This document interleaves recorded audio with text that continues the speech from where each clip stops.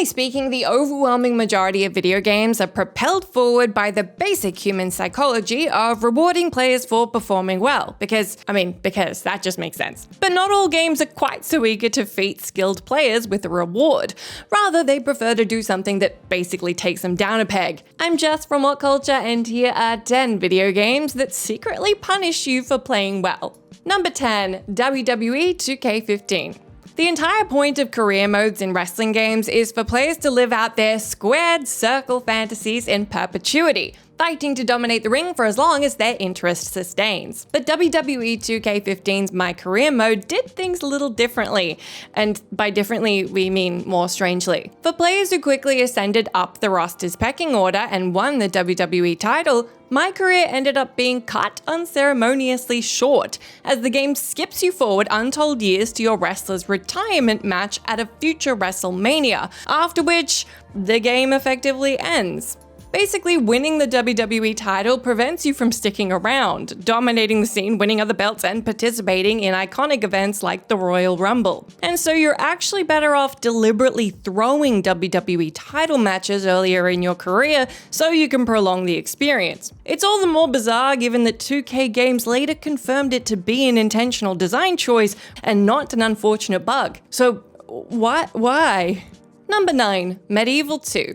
SCE Cambridge Studio, the developers of Medieval 2, clearly relished trolling players who quite understandably expected to unlock the game's best ending by collecting each of the 20 chalices which could be found strewn throughout the world. Instead, players who went out of their way to track down all the chalices were rewarded with the decidedly bleaker of the game's two endings, an infuriating cliffhanger in which Sir Dan and his love Kia travel back in time to the end of the first game. Here they're attacked by villain Palethorn in a monstrous form, and just as the game cuts to black, that's it. That's all over.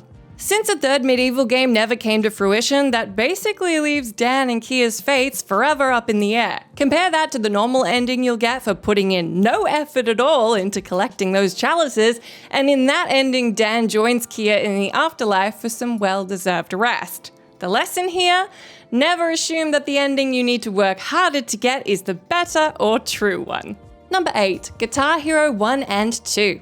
One of the most basic expectations of modern video games is that if you beat a game on a higher difficulty setting, you'll also unlock all the rewards and achievements that are associated with beating it on the lower difficulties. But if you go back about 20 years, gaming wasn't quite so respectful of players' time, as is evidenced by the earlier entries in the Guitar Hero franchise. In order to access all the unlockable guitars in the first two games, you'd need to beat each game on easy, medium, hard, and expert difficulties separately. The same also applies to achievements in Guitar Hero 2. The chiefs for beating the game weren't stackable, and so clearing it on hard or expert didn't automatically pop the ones for easy and normal. Given how painfully boring the easier Guitar Hero difficulties are, especially if you're used to the harder ones, that represented a lot of wasted time for capable players who still wanted to unlock everything the game had to offer. Thankfully, Guitar Hero 3 finally made achievements stackable, eliminating all that snoozy busywork. Number 7, Undertale. Undertale is admittedly centrally preoccupied with sending up the very notion of modern video games as we know them. And so, if you thought the Thunder Snail racing minigame was going to be a merely conventional experience, you'd be dead wrong. You're tasked with encouraging a yellow snail across the racetrack by mashing buttons whenever the exclamation mark isn't above his head. But if you get a little bit too enthusiastic for your own good and mash too much, the snail will keel over and set on fire. Because of course. That's not the end of it though. Even if you manage to win the race, you'll end up receiving just 9 gold, despite the race hilariously costing 10 gold to enter. And so the only way to actually turn a profit on the race is to lose by a slim margin. This will prompt organizer Napster Bluke to give you 30 gold out of sympathy. To recap, button mashing like your life depends on it kills the snail, actually winning the race loses you money, and only by losing can you get paid. Undertale gonna Undertale. Number 6, The Sims. In the original version of The Sims, one of the players' primary goals was to progress their Sims' careers up to the maximum level of 10 for some serious financial prosperity and happiness. Seems simple, right? Not quite. The problem is, reaching level 10 introduces a major element of chance that after returning home from work, there's the possibility that your successful sim will be suddenly moved to an entirely different career track and demoted down many levels. This is obviously an attempt by developers Maxis to keep the game fresh and interesting for players who seem to have finished it off, but it'll also end up immediately impacting your sim's financial standing, taking them from a high-up position to a mid-tier one in a new field. So it actually makes sense for players to intentionally keep their sims at level 9, denying them the requirements to reach 10 so they can keep the fat stacks rolling in hassle-free. Number 5. Metal Gear Solid.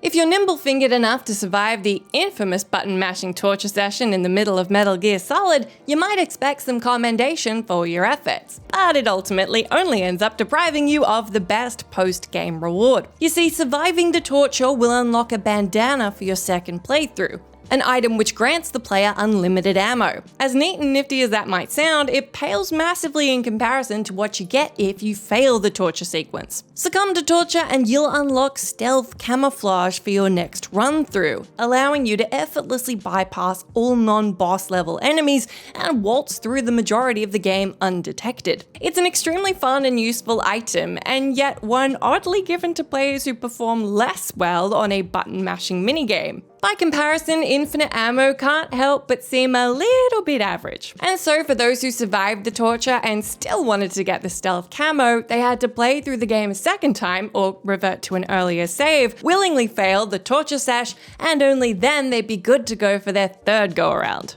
Number 4. Star Wars Knights of the Old Republic. Early on in my favorite RPG of all time, Star Wars Knights of the Old Republic, you'll take part in a swoop racing minigame.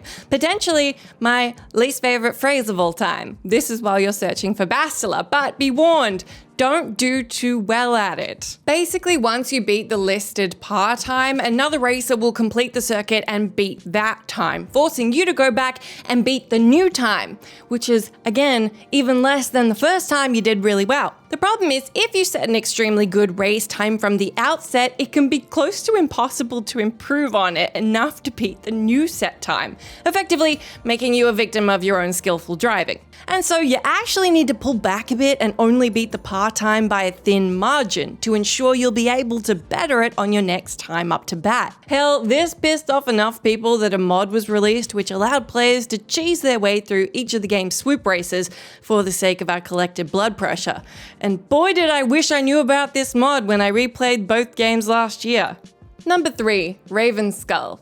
A deepest of deep cuts now with 1986's graphic adventure game Ravenskull, which tasks players with defending the village of Ostberg and retrieving a stolen silver crucifix, which has been split into 4 parts and scattered throughout the game's 4 levels. The player's performance is graded on a percentage scale, but this ultimately serves up a major drawback for cream of the crop players. These are the people who manage to complete a perfect run through the game by accomplishing every single possible task. In a massive design oversight, the game only keeps track of 2 digits, meaning that if you do actually get 100% completion, the game will perceive it to be a 0% of completion and therefore deny you the win. So if you want to beat the game legitimately, the most skilled Ravenskull players need to intentionally miss a task or 2 to ensure that the busted game counter keeps track of all their hard work. For anyone nostalgic for the era when developers couldn't release a broken product and later fix it up with patches, consider fresh nonsense like this.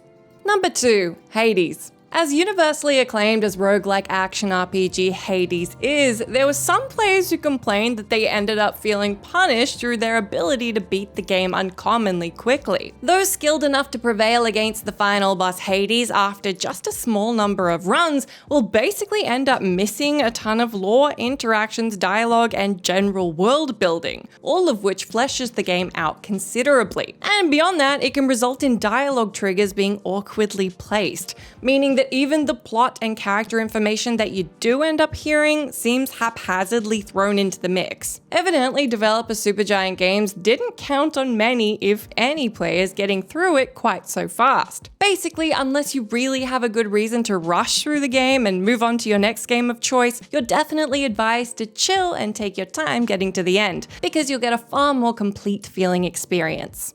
Number 1. Sonic the Hedgehog. And finally, here's one for the speedrunners of you. Generally speaking, speedrunners want to race through levels as fast as possible, but in the case of Sonic the Hedgehog, you can actually end up being a little too fast for your own good. The reason for that being, beating any of the game stages in under 30 seconds will reward players with a score bonus of 50,000 points. Now that sounds great, but it takes roughly 8 seconds to be added to a player's total score. And so in many instances, it's actually beneficial to be a few seconds slower, as taking 30 seconds or more only gives the players 10,000 points, which takes just 2 seconds to be added to the player's score. A whole 6 seconds faster. Now, the minutiae of seconds saved obviously doesn't matter to casual Sonic players, but for those who are desperate to shave every possible nanosecond off the game clock in pursuit of their personal best, or world best, it's often worth it to be strategically slower. Strange, but makes sense, I guess. Now, when a player gets stuck on a tricky boss, they may find themselves in an awkward stalemate. Although bosses are expected to be defeated in a certain way, sometimes they can be beaten by relying on cheap tactics, spamming, or by taking advantage of a glitch. But you know what? Some bosses, they're aware that you're going to try and do that and will call you out for your shenanigans. So let's have a chat, as I'm Jules, this is WhatCulture.com, and these are 10 video game bosses that react to you being a jerk. Number 10. Tiny Tiger, Crash Bandicoot Warped.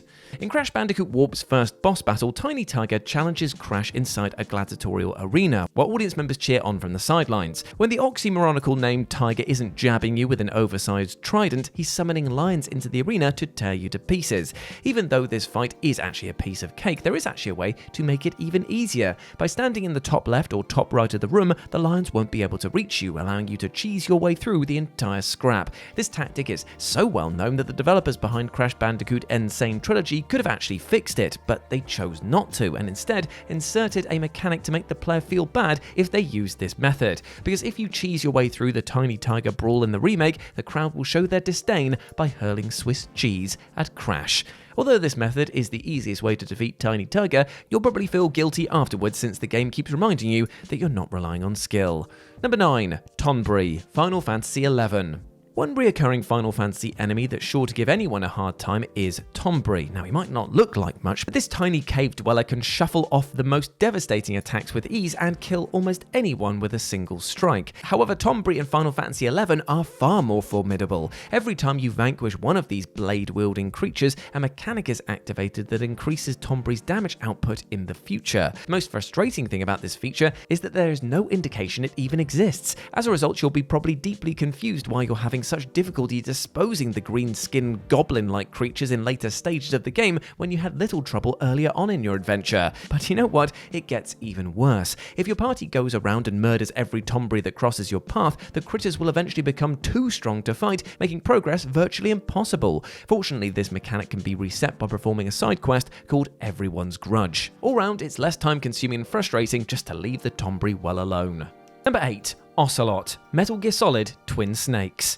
Even though Metal Gear Solid has a plethora of defining moments, one scene that sticks out from the original is when reoccurring boss Revolver Ocelot tortures Snake while he's tied to an electrical device. Throughout this sequence, the one-handed assassin keeps on shocking Snake, hoping to make him talk. It's an instant game over as Snake's health bar hits 0, so you have to rapidly press the fire button to stop that from happening. Fortunately though, it's impossible to lose in the PS1 version if players are using a third-party controller with auto fire mode. So when it was time to develop the Twin Snakes remake, the developers made sure that nobody could exploit this trick. Just before the interrogation takes place, Ocelot looks directly into the camera and yells, "Don't even think about using auto fire or I'll know." And anyone who didn't listen to the Foxhound operative quickly realized that he wasn't bluffing. If an auto fire is activated, Ocelot will say, "You have a death wish, boy?" And if the auto fire still isn't turned off, then and there, Snake's health will rapidly drain, causing him to die almost immediately.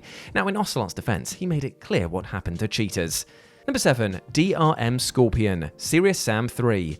Now, over the years, developers have devised creative methods to deal with video game pirates. Playing an illegal copy of Earthbound, for example, makes the enemy significantly harder. Pirating Batman Arkham Asylum disabled some of the Dark Knight's crucial abilities, like gliding. And so when it came to Serious Sam 3, the team took special measures to combat cheaters. If the system detects that you're playing an illegally down version of this over-the-top shooter, a DRM Scorpion will begin chasing you straight off the bat. Now, at first, this doesn't seem like a big deal. Throughout the main campaign, you'll obliterate tons tons of these augmented souls. But this is no ordinary DRM scorpion we're talking about. Not only does this cybernetic fiend move at ludicrous speed, it's impervious to all of your attacks. Now, it is technically possible to beat the game with this cybernetic monstrosity on your tail the entire time. In fact, some people did a speed run of the main campaign this way. But if you don't want to put up with an invulnerable scorpion nipping at your heels from the beginning of this game to the end, there's an easy way around it. Don't cheat.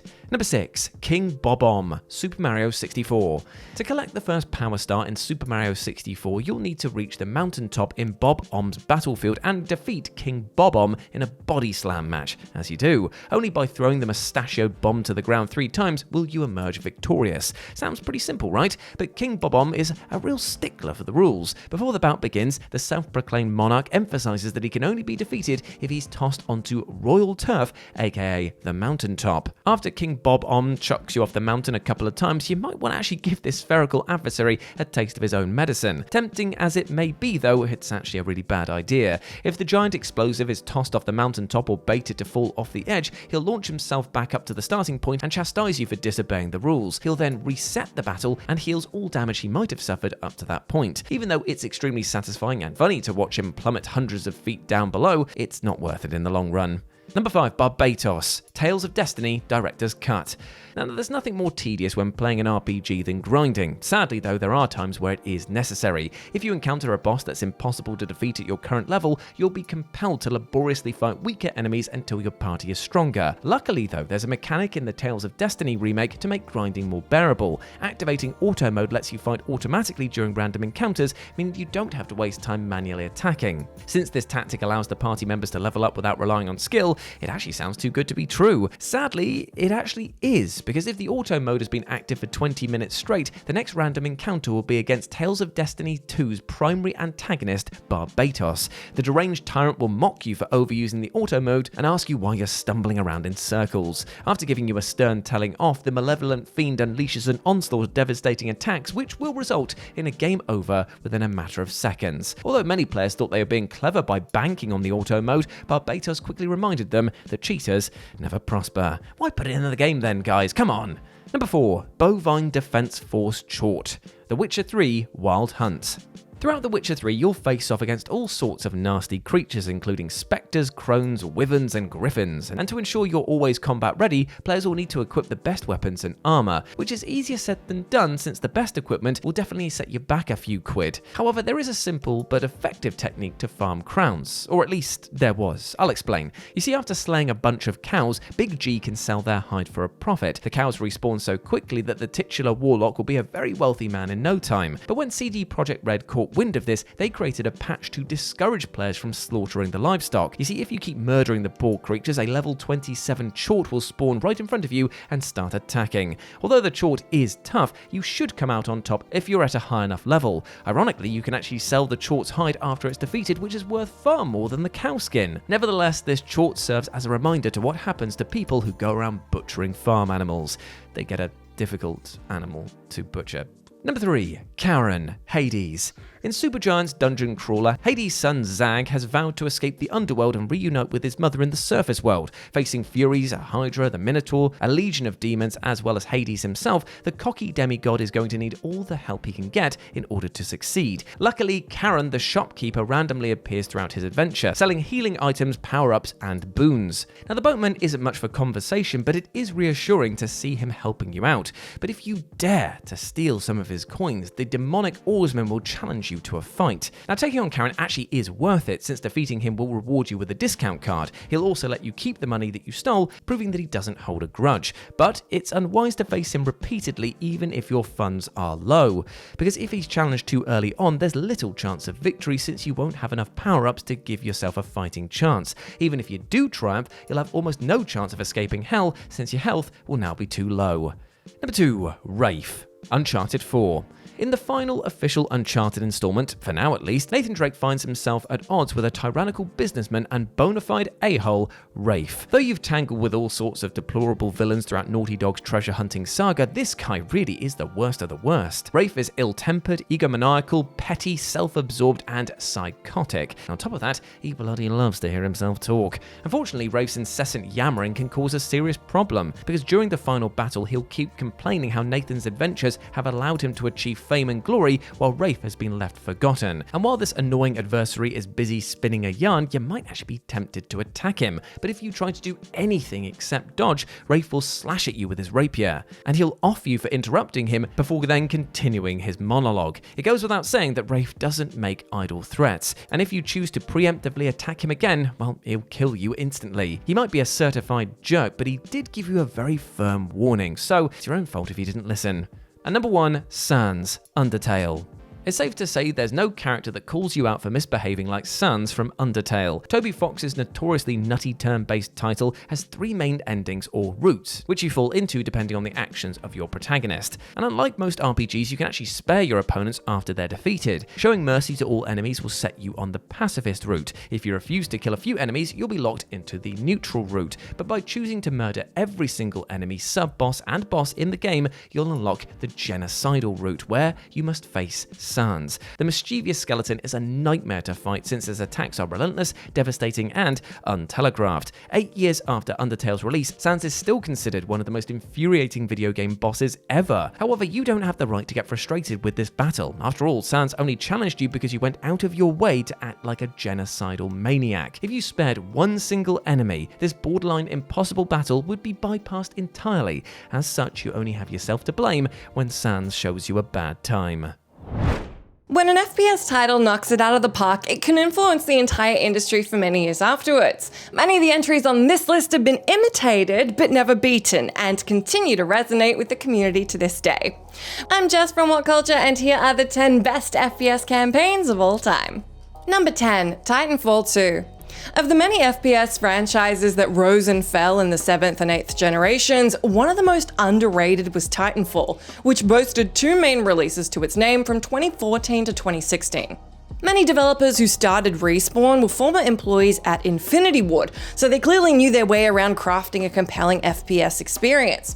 Their first project, 2014's Titanfall, was a moderate success. Touted as an Xbox One exclusive at first, its blend of on-foot action and stomping titans created a unique multiplayer battleground. This did come at the expense of a campaign, however, which some found fault with at the time. After Titanfall was met with a moderately decent critical reception, Respawn Entertainment pushed ahead to craft a far superior follow-up.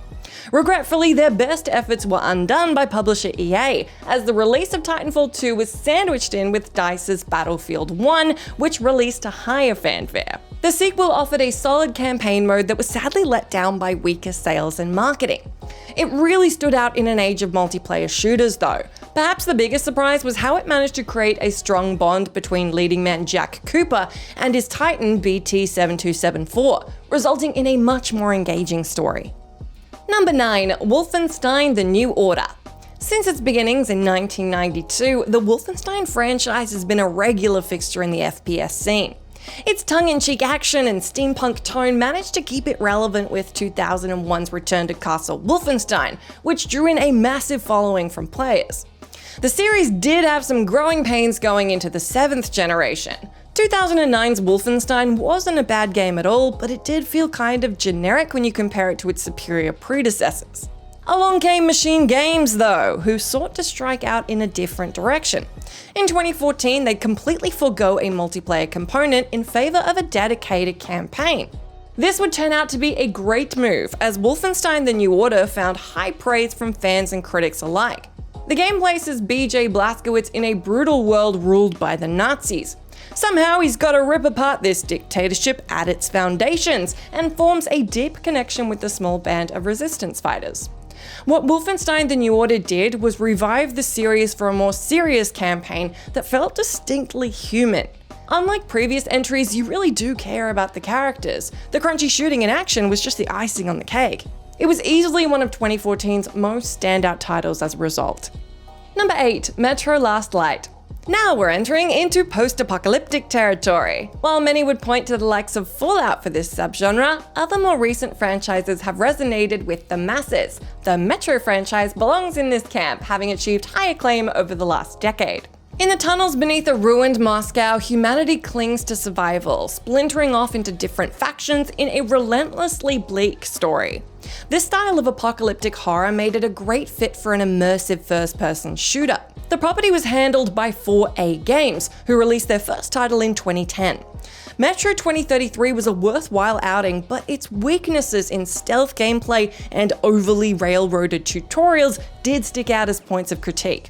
3 years later, and it was time to follow it up. Luckily for fans, Metro Last Light made an even bigger impression.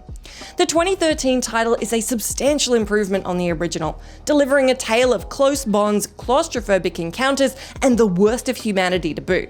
Every element of gameplay has seen improvement, alongside a staggering level of detail in its ruined world.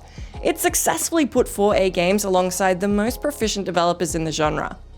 Number 7. Borderlands 2.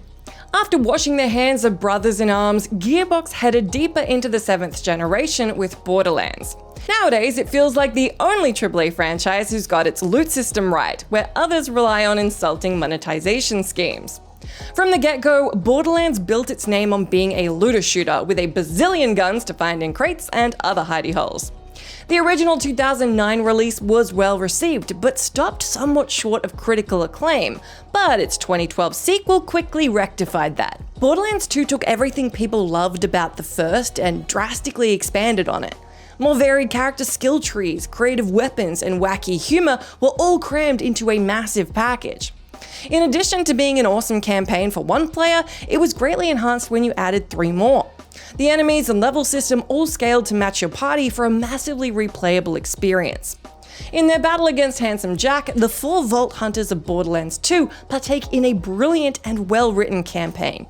It fully embraces its silliness and cel-shaded art style to deliver the most vibrant campaign on this list. And things got even better with the countless expansions that arrived over the next year. Number 6. Far Cry 3. As one of Ubisoft's premier franchises, Far Cry had already maintained a steady following with the first 2 titles. What's interesting about this series though is how each new entry ventures into a new setting and tone. The first was a mixture of island combat and horror, the second was a gritty civil war in Africa, and the third heads into more psychological territory. As Jason Brody, it's up to you to rescue your friends from a life of slavery, teaming up with the Rakyat tribe to bring down the island's brutal rulers. Easily the most widely enjoyed in the Far Cry series, it lets the player loose in a tropical paradise gone wrong alongside charismatic villains. Of course, we all remember Vast, the sadistic pirate who serves as the leading antagonist for most of the game. In addition to a deadly conflict, Far Cry 3 explores the depths Jason is willing to go. While he isn't the most engaging of characters, Brody goes on a dark descent that gives him a taste of power and status that he's never felt before. The playground offered to players in Far Cry 3 is not only filled with things to do, but also closely tied in with its story. Number 5. Doom 2016. Like Wolfenstein before it, Doom was a regular presence in the FPS landscape. It led the way for much of the genre's early development while cooking up a fair bit of controversy in the process. Across multiple sequels, the series would slip underground after 2004's Doom 3. As the genre began to change, its developer had a tricky time figuring out how to fit it into the new landscape. Heading back to the drawing board, id Software settled on a game that would return to the old school style of shooters. Doom 2016 completely rejects the stop-and-pop modern military style that had dominated the genre for years. There's no regenerative health or hiding behind cover here. You're blasting your way around levels, ripping and tearing through the enemies with a rocking soundtrack backing up the gameplay. It also tosses aside a complex story in favor of raw, satisfying combat. As such, it's one of the fastest and most ferocious FPS campaigns to date, putting you in the boots of an unstoppable killing machine. Every decision id Software made is fully in tune with making the player feel awesome. In addition to being one of the best campaigns in recent years, Doom 2016 is also one of the best reboots. Number 4. BioShock. Bit of cheating here as it leans towards the immersive sim genre, but BioShock simply cannot be ignored. As the spiritual successor to System Shock, it was the project of Irrational Games and released in 2007. It quickly became one of the most widely beloved titles of that year. Set in the 1960s, we follow Jack, a seemingly ordinary individual who stumbles across the underwater city of Rapture following a plane crash. Descending into the depths, Jack finds an idealistic metropolis turned nightmare. Crazed mutants roam the halls and lumbering behemoths harvest a drug called Adam via the use of creepy little sisters. What set the game apart from other shooters was how you could build the kind of playstyle you wanted to exploit. You could take on lightning and fire-based plasmids to become a master of the elements, or you could go for a more mind-bending approach. The further you go, the more twisted the story becomes, thus further enveloping the player. Offering an unparalleled level of atmosphere, BioShock's Underwater City is just as big a star as its varied combat. It's utterly fascinating to explore the ruined halls and unravel all of Rapture's darkest mysteries. To this day, it still remains a masterwork in art and design. Number 3. Half-Life 2. A name many gamers are familiar with, Valve Corporation has proven itself time and again as one of the best creators in the business. The release of Half-Life in 1998 put them on the map, and from there they continued to go from strength to strength. After revolutionizing the FPS genre with the original Half-Life, Valve did it again in 2004. With the sequel, the venerable developer made massive strides in facial animation, in-game physics, and seamless storytelling. From start to finish, the player is placed in control of the protagonist, with no cutscenes or scripted moments that would interrupt the campaign. 20 years after the original game, Gordon Freeman is released in a grim future in which humanity is ruled over by the Combine. He once again dons the HEV suit and, with Alex Vance at his side, aims to topple the alien race from power. His mission takes him from the inner city to the coast and back again as the Lambda Resistance steps up their efforts to fight off the menace. Paced to near perfection, Half-Life 2's collection of set pieces and seamless storytelling made it a modern classic. This same excellent development prowess continued into the game's episodic expansions, which took advantage of new settings and scenarios. Number 2. Halo 3. In 2007, video games went mainstream, and by far the most successful release of that year was Halo 3. As the most anticipated title of all time, it had some massive shoes to fill. Luckily for fans and newcomers alike, Bungie was more than able to deliver the goods. The tagline of "Finish the fight" anchored the game's launch, and when players got their hands on it, Halo 3 lived up to its name. As Master Chief engages both the Covenant and the Flood in a final confrontation, the campaign doles out 9 varied and highly enjoyable missions. What makes all of them so engaging is the numerous encounters driven by an excellent gameplay sandbox and some of the best enemy AI in the business. The way foes, vehicles, allies, and equipment all react to each other has always been key to Halo's success, and the third entry is arguably its finest showcase. The finale of the trilogy showed Bungie at the peak of their powers, inching out the other entries thanks to a great variety of levels. Halo 1 had some repetitive levels here and there, and Halo 2 had its shorter length and disappointing ending. Halo 3, on the other hand, is a seamless balance of solid action and a conclusive story. Number 1. Call of Duty 4 Modern Warfare. Last but not least, we come to Call of Duty 4 Modern Warfare, Infinity Ward's magnum opus that remains a textbook example of how to craft an excellent campaign. And before we get into it, you better tell me if we missed your favorite down in the comments, but okay, let me keep going. Moving the franchise into the present day for the first time, we follow a set of soldiers as they attempt to track down Middle Eastern dictator al-Assad and his Russian financier Zakhaev. What follows is an action rollercoaster that manages to maintain the more grounded nature that the series once embraced. As opposed to an over-the-top power fantasy, Call of Duty 4 continues the mantra that no soldier fights alone. In essence, Modern Warfare's single-player mode is heavily modeled after classic thrillers. As SAS operative Soap McTavish, you're conducting precise tactical operations. Whereas with Sergeant Paul Jackson, the player is planted on more direct, large-scale military engagements. Alternating between these perspectives allows the campaign to create superb pacing. Yet the levels we all remember often come through the many set pieces. All Gillied Up is by far the franchise's best stealth mission. In short, Call of Duty 4 has a masterful campaign, one that catapulted its franchise to superstardom and set the standard for what an FPS campaign could do. Countless FPS titles, including its own franchise, are attempting to replicate it to this day, and most of them, if not all of them, are falling short left and right. Now, it's always disappointing to see a breathtaking video game unable to turn a profit, despite its reception being unanimously positive. Grim Fandango, Psychonauts, Beyond Good and Evil, and many other iconic titles failed because there was little buzz surrounding them at the time of release. But every once in a while, a game will tank despite it being hyped beyond measure. Even though the gaming community seemed giddy to get their hands on certain titles, you would never have guessed it after seeing the sales count. And that's what we're here to talk about today. As I'm Jules, this is WhatCulture.com, and these are 10 video games we all wanted, but nobody bought. Number 10, Prince of Persia: The Lost Crown.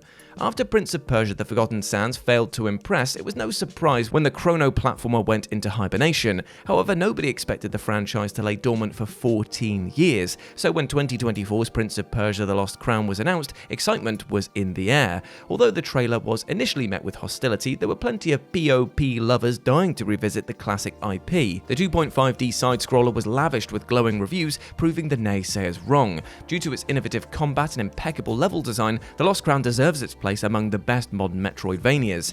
But the Prince of Persia series didn't get the comeback it deserved. Firstly, selling the title at full price was a bad move. With the best Metroidvanias costing under 20 quid, customers balked after seeing this hefty price tag. On top of that, and as painful a truth as this may well be, Prince of Persia doesn't actually carry the same weight that it once did, despite its dedicated fanbase. As a result, the bulk of its potential audience didn't gravitate towards it. Despite every critic singing The Lost Crown's praises, it only sold 300,000 units in its first 2 weeks. Although Ubisoft lowered the price soon after, it merely softened the damage instead of reversing it. If the company priced The Lost Crown more reasonably from the get-go, it probably would have sold significantly better.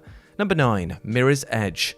Mirror's Edge came out in a time where the industry was oversaturated with first-person titles. Focusing more on acrobatics rather than blasting everything in sight, DICE's Game Changer breathed new life into the genre. Mirror's Edge may have underperformed, but it didn't stop the parkour-themed title being elevated to cult status, and when that happens, it isn't long before the masses demand a follow-up. Though fans had to wait an eternity, DICE eventually got around to greenlighting a reboot. Rather than creating a carbon copy of the original with enhanced graphics, Mirror's Edge Catalyst reworked everything from the ground up. On top of that, this installment focused on online multiplayer, which fueled the hype train even further. Though this reimagining had its problems, it sold well enough to make a sizable profit. Sadly though, Catalyst was swallowed up almost immediately by the billion-dollar titan Overwatch, which released the previous month. In the end, it sold an underwhelming 2.5 million copies, the same amount as its predecessor. Catalyst never recovered, which led to its servers being closed down for good in 2023. Although the main campaign is still playable, it's a shame that the multiplayer was deactivated, considering it was among the game's biggest selling points.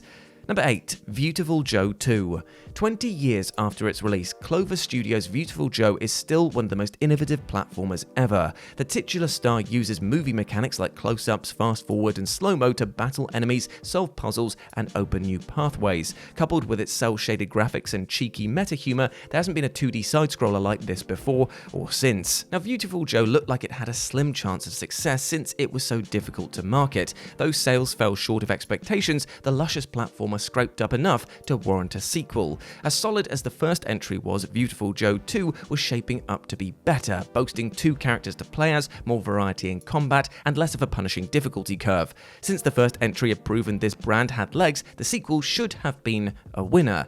But too bad high praise doesn't translate into high sales. Despite getting a thumbs up from critics, VJ2 sold abominably worldwide, resulting in another planned sequel's cancellation. Though 2 spin-offs were released, Viewtiful Joe 3 never actually materialized. After the dissolution of Clover Studio, it's likely that a third installment will ever come to fruition. Number 7, Onimusha: Dawn of Dreams. Since there hasn't been a new Onimusha for almost 20 years, it's easy to forget how impactful the original was. Onimusha Warlords was championed for its fluid swordplay, astounding soundtrack, and impressive graphics, causing the Samurai Saga to become the first PS2 game to sell 1 million copies. Now, despite the fact that Onimusha was planned as a trilogy, fans were hungry for more after the third installment seemingly wrapped things up, urging Capcom to work on another title. Rather than churning out more of the same, Capcom made Onimusha: Dawn of Dreams more action-oriented by implementing similar mechanics as Shadow of Rome, which was released the previous year. Since Dawn of Dreams was made for a particular demographic, the developers expected the project not to make as much money as the previous installments. Nevertheless, Dawn of Dreams made significantly less than Capcom hoped. Although the original Onimusha sold over 1 million copies in Japan alone, this sequel barely managed to get a third of that amount. Now, Onimusha Dawn of Dreams was far from perfect, but it was nowhere near the disaster that one would expect while looking at this rather diabolical sales record. Number 6. Final Fantasy VII Rebirth. Being a reboot of one of the most beloved RPGs ever, Square's ever-gestating Final Fantasy VII Remake was pretty much a guaranteed hit. Sure enough, the ambitious reimagining sold over 3 million copies within 3 days, making it the fastest-selling PS4 exclusive. However, Final Fantasy VII Remake only covered the first act of the original. With Final Fantasy VII Rebirth covering the bulk of its story, it was primed to be a bigger success. And yet, the second chapter only sold half the amount of the first entry, despite being adored by critics and fans. Although RPGs often do well in Japan, Rebirth fared worse there, bringing in a third of its predecessor. Now, just to be clear, this Final Fantasy installment isn't tanking by any stretch of the imagination, but according to industry analyst Daniel Ahmad, there's no question that it's underperforming. The reason behind Rebirth's less than stellar performance isn't actually certain, but there are several theories. Remake was released during the lockdown when the gaming industry was booming. The fact that Rebirth is only available on the PS5 was definitely sure to hurt its sales as well, and since some Final Fantasy VII devotees weren't on board with the retcons of Remake, it's likely they didn't bother with the follow-up, which took further liberties with the source material. Even though Final Fantasy Rebirth sales are good, it hasn't filled Square's pockets the way that anyone anticipated. Number 5. Max Payne 2: The Fall of Max Payne. The first installment in Remedy's hard-boiled shooter was praised for its over-the-top shootouts, noir atmosphere, and bullet time mechanics. And since Max Payne made a killing in sales, the sequel was sure to sell just as well, if not better, right? Well, although The Fall of Max Payne wasn't as revolutionary, it improved nearly every aspect of the original, offering a tighter story, better voice acting, smoother graphics, and more intense action. Also, leaping through the air with slow-mo guns blazing has never felt more satisfying. And that's why it was baffling when Max Payne 2 absolutely tanked. In fact, it sold so abysmally, it's one of the central reasons why Take-Two Interactive was shut down. In hindsight, The Fall of Max Payne was surprisingly prophetic. Stranger still, there's no concrete explanation why MP2 failed. It was available on PS2, Xbox, and the PC, so accessibility wasn't a problem. It garnered rave reviews across the board. It didn't get swallowed up by a bigger brand released around the same time. It's just a mystery. And most importantly, it was a game that the fanbase wanted to play. 20 years later, it's still a mystery why Max Payne 2 didn't pan out as well as it should have. Number 4. Chrono Cross. Now, Chrono Trigger hasn't endured as a series like Final Fantasy, but its legacy sure has. Being one of the most beloved games ever, a sequel to the time-traveling RPG just couldn't come soon enough. Although the hype seemed insurmountable, Chrono Cross was an utter triumph, capturing the spirit of the original without imitating it. In fact, it improved on Chrono Trigger in several departments. The combat was more tactical, making every victory all the more satisfying. Although the first installment had players take control of 7 characters, Cross allowed our hero to recruit a whopping 45 members, each with their own distinctive personality and fighting style. With another beautiful world to explore, sensational bosses to battle, and an epic story to fall in love with, players should have shown up in droves when Chrono Cross debuted. But tragically, Cross had the misfortune of coming out a month after Square's other epic role-player, Final Fantasy IX. Being a more recognizable brand, Final Fantasy cleaned shop while Chrono Cross was kind of left in the lurch. Due to the shoddy sales, Square didn't even bother to release Cross in Europe. For this reason, many European gamers were pining for a Chrono Trigger sequel at the time, oblivious that Chrono Cross even existed. Number 3. Lawbreakers. Now, Cliff Bleszinski is the brains behind towering IPs like Unreal Tournament and Gears of War. Because of this, any project he helms should cause quite the stir amongst his dedicated fanbase. So when he announced that a gravity-defying shooter called Lawbreakers would be his new company's launch title, it was a big deal. The fact Bleszinski came out of retirement for this project highlighted how much he believed in it. The creators spared no expense with marketing, collaborating with influencers, and organizing giveaways for this tantalizing blaster. But despite the buzz, the team-based shooter didn't come close to outshining its competition. When it debuted on Steam, Lawbreakers failed to break into the top 100 played games. In its prime, it never generated more than 7,500 players. Though the ports had better luck, they didn't bring in enough money for Lawbreakers to sustain itself, causing the servers to be shut down barely a year after release. What's worse is that this isn't the first time such a tragedy has befallen Cliff Bleszinski. Despite the heavy promotions and positive reception Bulletstorm received 6 years earlier, the over-the-top FPS also bombed spectacularly.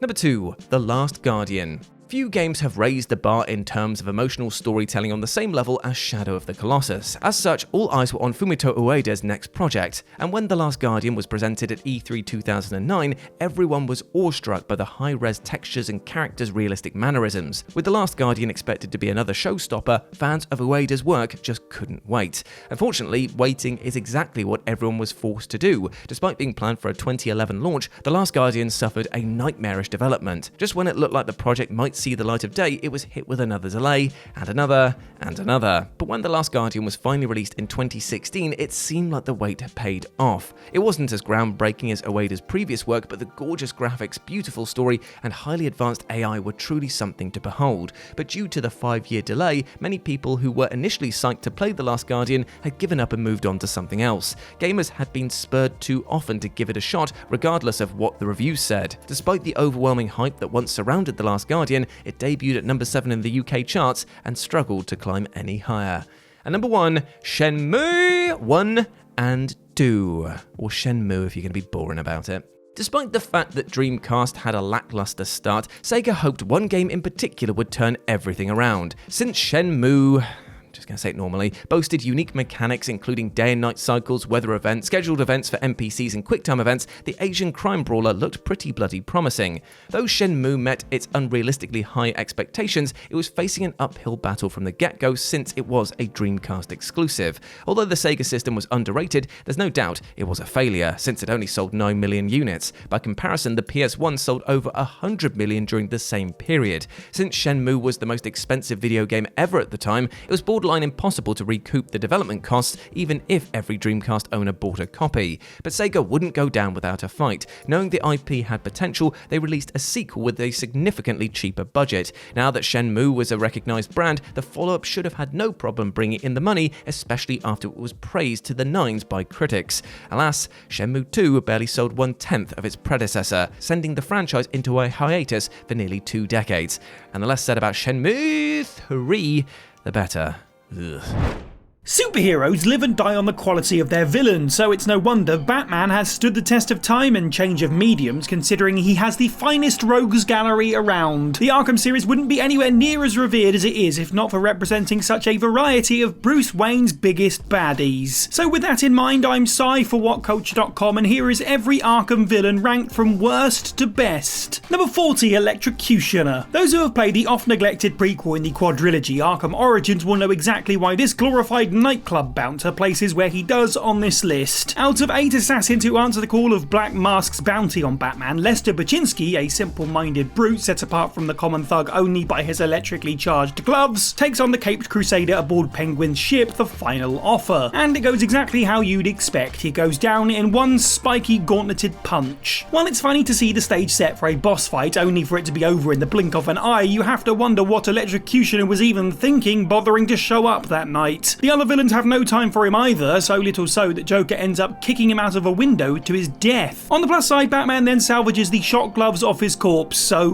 thanks Lester. Number 39, Catwoman. Now, I'm not contesting the fact that Catwoman is an excellent character within the Arkham universe, but is she an excellent villain? She's certainly less of a threat to Batman and more of a reoccurring annoyance. Selina Kyle makes her debut in Arkham City, putting her cat burglar skills to use immediately as a playable character. Her feud with Two-Face accounts for most of her story arc, although she does cross paths with Bats at 1 or 2 convenient points in the game. Arkham Knight, meanwhile, has Catwoman confined to a single building for the whole game, kidnapped by the Riddler and forced to take part in his lethal puzzles. She rarely has the chance to indulge her jewel-thieving habits here, despite being playable once again. In this series at least, her most villainous acts seem to be taken against other villains. Can she really be blamed for destroying Riddler's robot factory and robbing him blind after what he put her through? No, I didn't think so. Number 38, Alberto Falcone. The son of crime lord Carmine Falcone and part of the Falcone crime family, Alberto seems to fancy himself the head of the organisation when his father retires.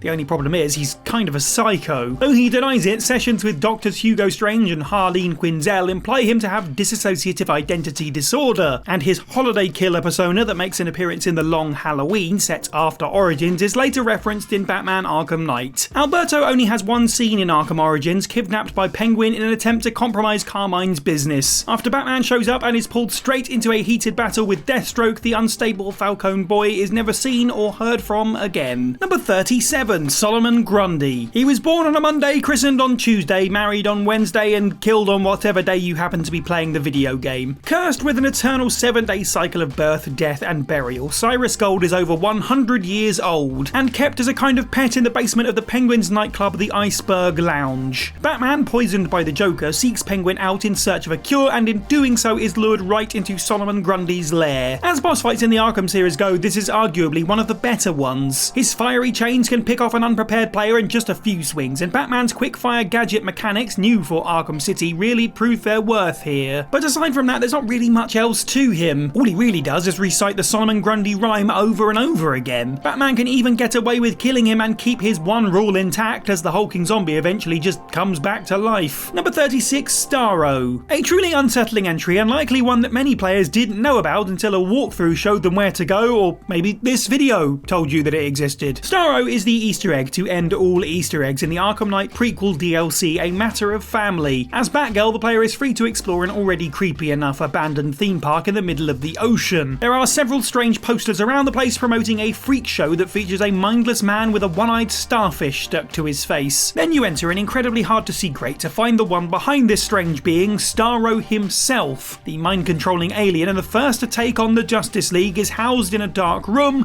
pressed up against a cylindrical glass tank and watching closely. He doesn't do anything except stare and stare and stare. You have to wonder how they even got him in the tank in the first place. Number 35, Anarchy. Batman sure didn't get many of the good villains in his early days. Dangerous though they may have been, even planting bombs around Gotham City isn't a guarantee of a memorable tenure under the Dark Knight's radar. As his name suggests, Anarchy tries to make a name for himself as the voice of the people in Arkham Origins. Anti-government, anti-establishment, and seemingly anti-everything else, he rallies followers from Gotham's poorest areas for protests, graffitiing, and general non-conformist debauchery. But he doesn't stop there. Anarchy is totally prepared to resort to actual terrorism in order to make himself heard, and that's when he gets Batman's attention. Anarchy lures Batman to the Solomon Wayne courthouse, where predictably his ego takes quite a literal beatdown. He's then revealed to be just a teenager, which somehow makes us take him even less seriously. It's doubtful his lackeys would have stuck around if they knew their leader was nothing more than a pent-up kid in an unflattering jacket. Number 34, Talia al Ghul. Like Catwoman, Talia al Ghul isn't exactly a villain in the traditional sense. She does seem to genuinely care about Batman, but at the same time she knows his secret identity, and she could sure do some damage with that knowledge if she wanted to. She appears in Batman Arkham City in the League of Assassins' secret base of Wonder City. Overseeing Batman's trials along with her father Rafe, Talia expresses disappointment when her former lover refuses to become the new Demon's Head. Later she fools the Joker into thinking she can offer him immortality, activating a tracker so Batman can follow them to the Monarch Theatre. When Joker is revealed to be an imposter, however, Talia is suddenly shot by the real Joker from a balcony, quickly dying in Batman's arms. Arkham Knight shows her sword on display in the GCPD evidence room, demonstrating her legacy in the eyes of the law. But Bruce, as his guilt clearly shows, could never remember Talia al Ghul as a true force of evil. Number 33, Hammer and Sickle. The Abramovici brothers, known as Hammer and Sickle for their respective weapons of choice, were once conjoined twins but were separated at the arm by the Joker and brought to Gotham to work as his henchmen. Batman first encounters Mr. Hammer at the Joker's hideout, the abandoned Sionis Steel Mill. He appears as little more than an abnormally large one-armed minion, but when his brother Sickle later shows up as one of Penguin's goons, you get the sense that there's more to this than it seems.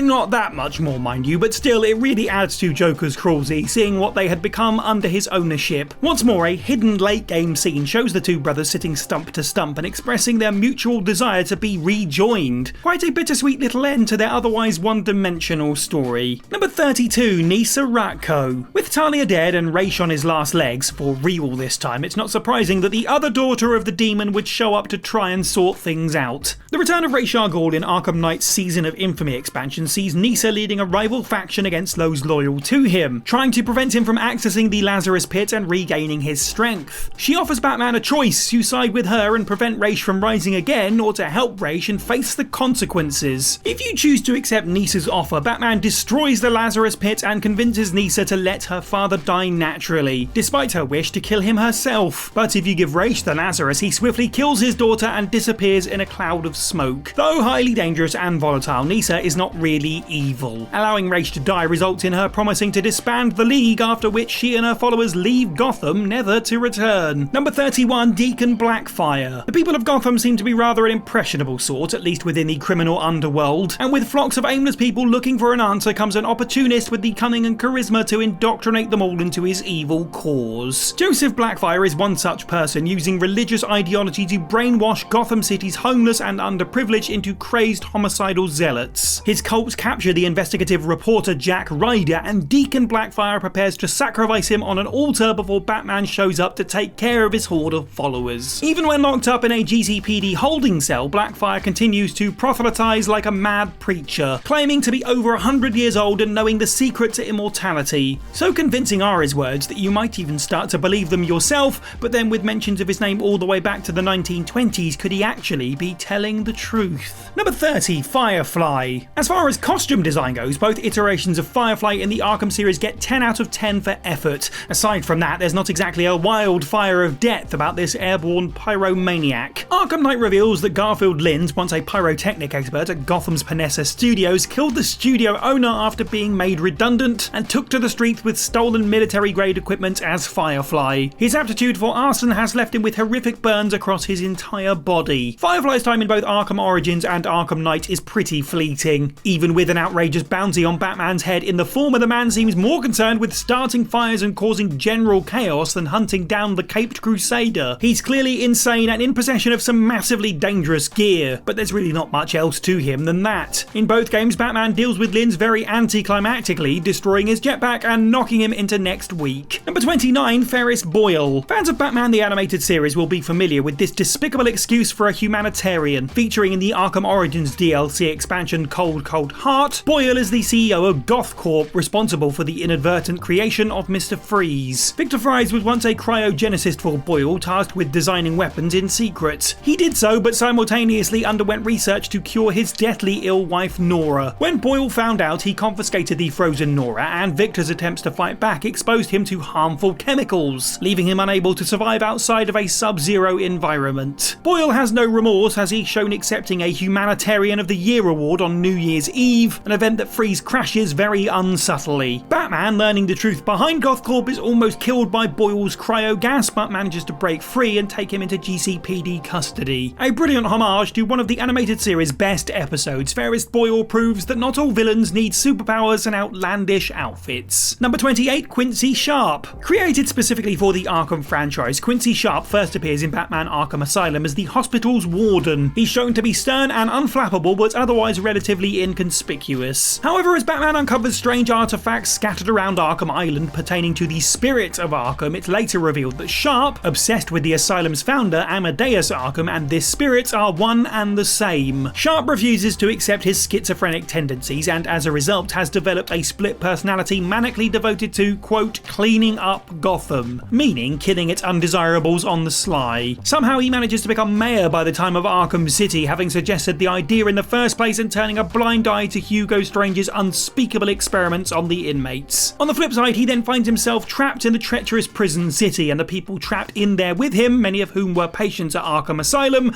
don't take too kindly to his presence. Number 27, Simon Stagg. Well, I'll be. It's another wealthy CEO with less morality in his little finger than the entire maximum security wing of Blackgate Prison. Is Wayne Industries the only reputable corporate body in Gotham? Stagg Enterprises is known for its innovative approaches to creating sustainable energy sources. The company operates mainly out of two huge airships hovering above central Gotham, which probably explains why people begin to speculate about just what it gets up to. And turns out they were right to be suspicious. When Batman pays a visit to the airships, he discovers that Simon Stagg has been authorizing human testing, keeping skeletons suspended in tanks all over the labs. He's also in cahoots with some questionable clients, his company having manufactured the cloudburst mechanism that allows Scarecrow to saturate Gotham City in his fear toxin. Obviously, Batman can't have that, and Stagg is sent right to the GCPD. Perhaps sharing a cell with some of Gotham's biggest psychopaths will teach him a thing or two about perspective. Number 26, Azrael. One of Batman Arkham City's most intriguing side quests sees Batman run into a mystery onlooker at various points around Gotham. This armor-clad enigma reveals he's been watching the Dark Knight for a long time, explaining a little more at each tricky-to-spot location. At the end of the quest, he reveals himself as Azrael and tells of a prophecy concerning the end of Batman, promising that they will meet again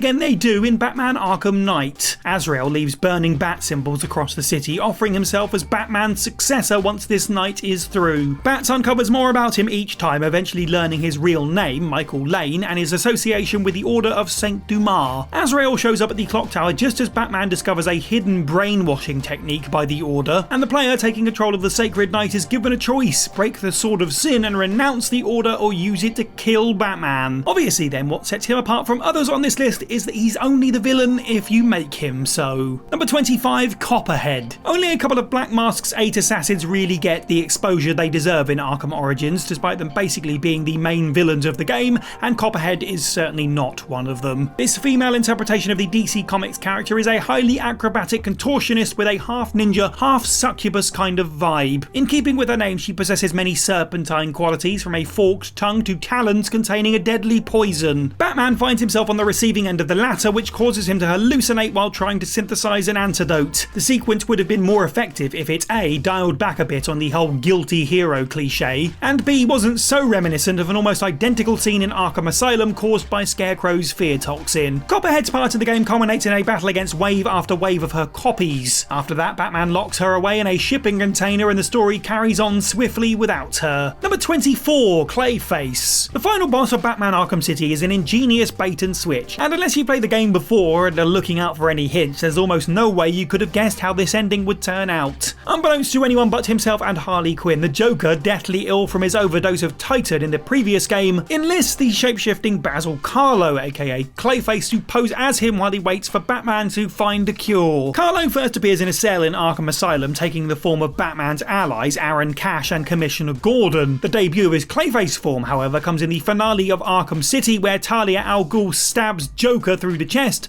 only for him to melt into clay and reveal his true identity. Karlo, formerly a stage actor, considered impersonating the Joker the role of a lifetime. But that role is soon brought to an end when Batman destroys his physical body in the Lazarus Pit. Number 23, Black Mask. This character is the very definition of a mixed bag within the Arkhamverse. One minute he's right in the spotlight, the next barely even a cameo. Arkham Origins sets up Roman Sionis' Black Mask as the game's main villain, as he's the one who puts out the bounty on Batman and lures the 8 assassins to Gotham City. But as it transpires, Sionis is actually imprisoned, and the one posing as him later turns out to be, the Joker, obviously. With that rather pointless twist out of the way, Batman frees Sionis and he goes about retaking his criminal empire. In a climactic fight in an old Gotham church, Sionis is defeated and locked away in Blackgate Prison. His appearances after that are nothing short of pitiful. First, he's given a meager cameo in the intro to Arkham City. After that, he shows up in a Robin exclusive challenge map. And finally, he serves as the main antagonist of Arkham Knight's 10-minute long Red Hood story pack. Woohoo! Once more, the games keep going between different looks for him. Continuity, the developers must have said. Don't know what that is. Number 22, Man-Bat. With its many well-crafted homages to the 90s animated series, the Arkhamverse wouldn't be complete without featuring the first villain to ever darken that show's doorway. The best thing about this side quest in Arkham Knight is that it takes you completely by surprise. You're just gliding around the open world, minding your own business, when you make the mistake of grappling up to a rooftop and suddenly you're inches away from the bat-like monstrosity shrieking right in your face. No matter how many times you played the game, I defy you not to jump out of your skin when Man-Bat makes his debut. After several run-ins with the creature, Batman discovers that Man-Bat is really Dr. Kirk Langstrom, a scientist attempting to splice human and bat DNA as a cure for deafness. He tested the formula on himself and his transformation resulted in the death of his wife Francine. Batman manages to restore Langstrom to his human form and bring him into the GCPD, where he spends the rest of the game drowning in grief and remorse. But is this really the end of Man-Bat? Well, maybe you should boot the game up next Halloween and find out. Number 21, Deadshot. Floyd Lawton is one of the Black Mask's 8 assassins in Arkham Origins. What makes him dangerous is the apathy he holds for all living things, including himself. Diagnosed with clinical depression and suicidal tendencies, Deadshot doesn't care if he lives or dies. And with nothing to lose, he puts his all into every job he takes. His role in Arkham Origins is regrettably mostly relegated to a side quest. He waits for Batman at Gotham Merchant's Bank, where he uses his bullet ricocheting skills to try and outsmart his opponent.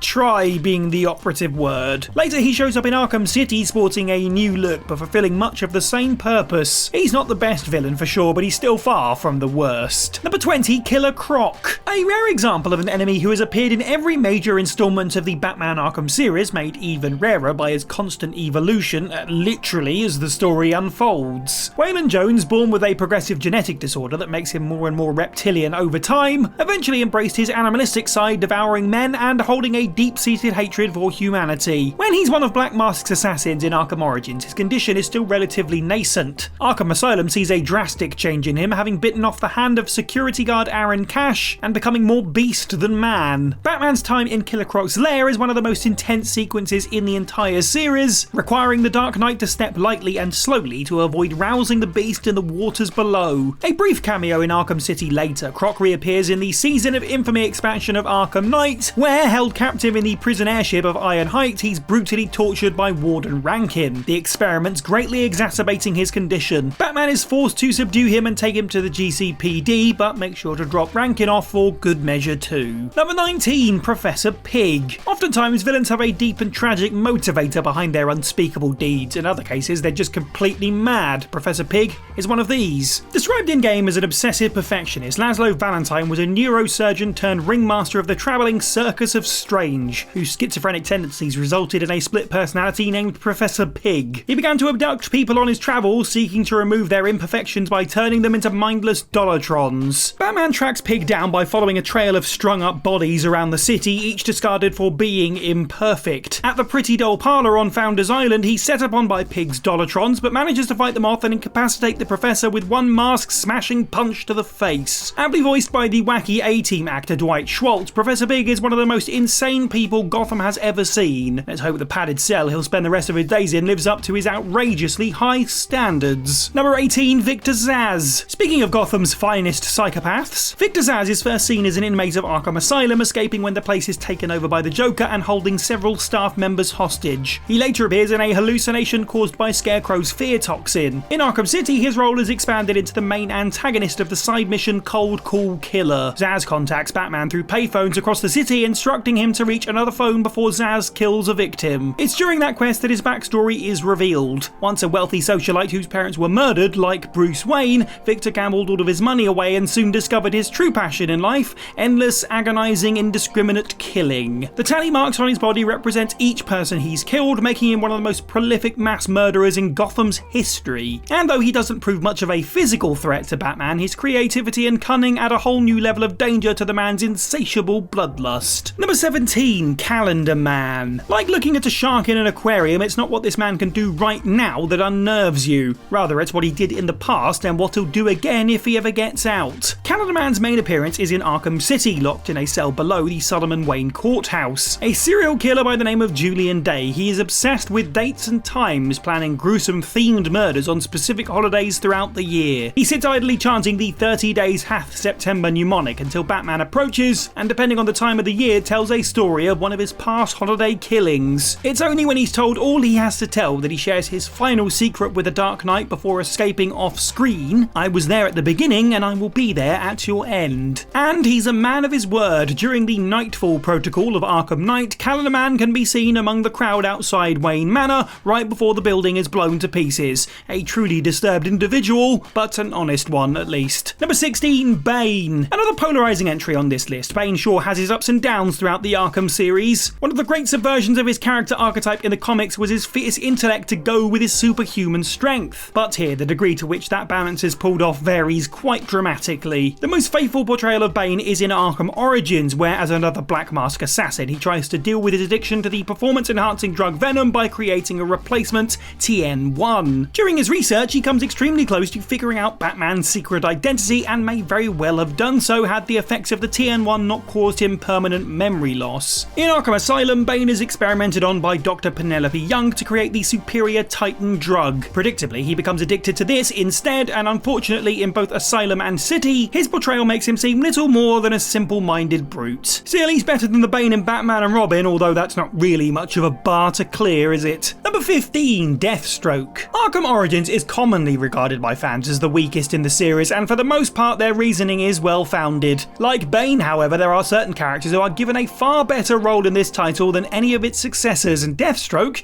is one of them. A standout moment in Origins is the duel between Batman and Slade Wilson, unquestionably the deadliest of the 8 assassins to answer Black Mask's call. Ghoul. The fight is extremely fast-paced and evenly matched, making the one-eyed super soldier feel like a truly worthy opponent. So you can imagine fans' disappointment when Deathstroke shows up again in Arkham Knight, expressing his eagerness to go toe-to-toe with the Bat again, only to chase him around in a tank for a bit and get knocked out after a single punch. Granted, he's not as young as he used to be, but shouldn't such a legendary assassin fight with a little more honour than that? Number 14, Mad Hatter. One of Batman's longest-running foes in the Arkham series is Jervis Tetch, a man so obsessed with Lewis Carroll's Alice's Adventures in Wonderland that he's rebranded himself as the character of the Mad Hatter from the story. In each game he appears in, his schemes involve nuanced methods of hypnotism, transporting Batman and others to fantastical storybook-like landscapes. Tetch speaks in nonsensical rhymes in keeping with Carroll's writing, and he repeatedly looks for Batman to join him on his mad journeys as his Alice. Regrettably, Mad Hatter's appearances are often pretty short-lived. Although these surreal hypnotic environments are a joy to behold, the player doesn't have a lot of time to enjoy them, as Batman is very quick to dispel of the illusions and apprehend their creator. Even so, there's no denying that Tetch has made quite the name for himself in the Arkhamverse. Every time he gets beaten down, he just keeps on getting back up again. Maybe someone ought to send this weirdo down the rabbit hole for good. Number 13, Hush. He's one of Gotham's most ingenious villains, posing a threat not only to Batman himself, but also his secret identity, Bruce Wayne. Thomas Elliot was a childhood friend of Bruce's, albeit an extremely psychologically disturbed one. His attempt to kill his own parents failed, at least partially, as Bruce's father, the Dr. Thomas Wayne, was able to save Elliot's mother. As a result, Elliot developed a lifelong hatred of the Wayne family. In Arkham City, Batman comes across a number of dead bodies whose faces have been surgically removed, and the trail leads him to Hush, an unknown man with bandages covering his whole head. He takes off the bandages and reveals himself to be Bruce Wayne. Batman deduces that Elliot cut off the faces of select people to create an exact likeness of his hated rival. Hush then takes his leave mysteriously. What havoc could he possibly wreak in the next game? Sadly, next to nothing. His QuickTime Events side mission is over in the blink of an eye and may as well have not happened at all. What a waste of time. Number 12, Shiva. The influence of the League of Assassins in Gotham is widespread indeed, and Lady Shiva, a high-ranking member of the League who trained the likes of Richard Dragon and Nisa Ratko, was behind Quincy Sharp's reopening of Arkham Asylum, effectively setting in motion the majority of events in the Arkhamverse. In person, however, she's only seen in Arkham Origins before any of these events came to pass. The last of Black Mask's 8 assassins, Shiva isn't as concerned with the $50 million bounty as she is with testing Batman on behalf of her master, Ra's al Ghul. The trial she puts the Dark Knight through eventually culminates in combat between Batman and her elite guard, and herself included. Batman passes the test and comes out on top, and Shiva allows him to live, silently convinced that he's the one her master has been looking for, even in spite of his no-killing rule. After this, Shiva is never seen again, which, considering how much of a behind-the-scenes driving force she is in the series, is both surprising and something of a disappointment. Number 11, Two-Face. Although he's supposed to be one of Batman's most iconic enemies, the measly amount of time Two-Face spends in the spotlight throughout the Arkham games is frankly shocking. Only receiving a superficial mention in Arkham Asylum, both of Harvey Dent's split personalities make their debut in Arkham City, having taken over the Solomon Wayne courthouse. After Catwoman steals from him, he prepares to publicly execute her as a show of power amongst the inmates. Batman, however, shows up to scupper his plans, and Catwoman leaves 3 deep scratches on Harvey's good side. After this, Two-Face appears only in Catwoman's story expansion, where despite being the main antagonist, he's still only in it at the very end. Arkham Knight relegates him to an even sadder role, robbing banks while everyone else is more concerned with killing Batman. The writer's neglect for him is unfortunate, but in terms of characterization, Troy Baker's dual-voiced portrayal of both of Two-Face's two faces is aloof, smarmy, yet sufficiently terrifying at the same time. Number 10, Poison Ivy. Pamela Eiley, aka Poison Ivy, is first introduced as an inmate of Arkham Asylum. She cares little for the Joker's plans and only springs into action when her precocious plants come under threat. After Joker injects her with Titan, Poison Ivy's roots engulf the entire Arkham Island, reducing it to an overgrown, inhospitable state in which it remains for the rest of the series. Once she moves to Arkham City, she claims an abandoned building on the edge of town where she hopes to stay in peace with her plant life,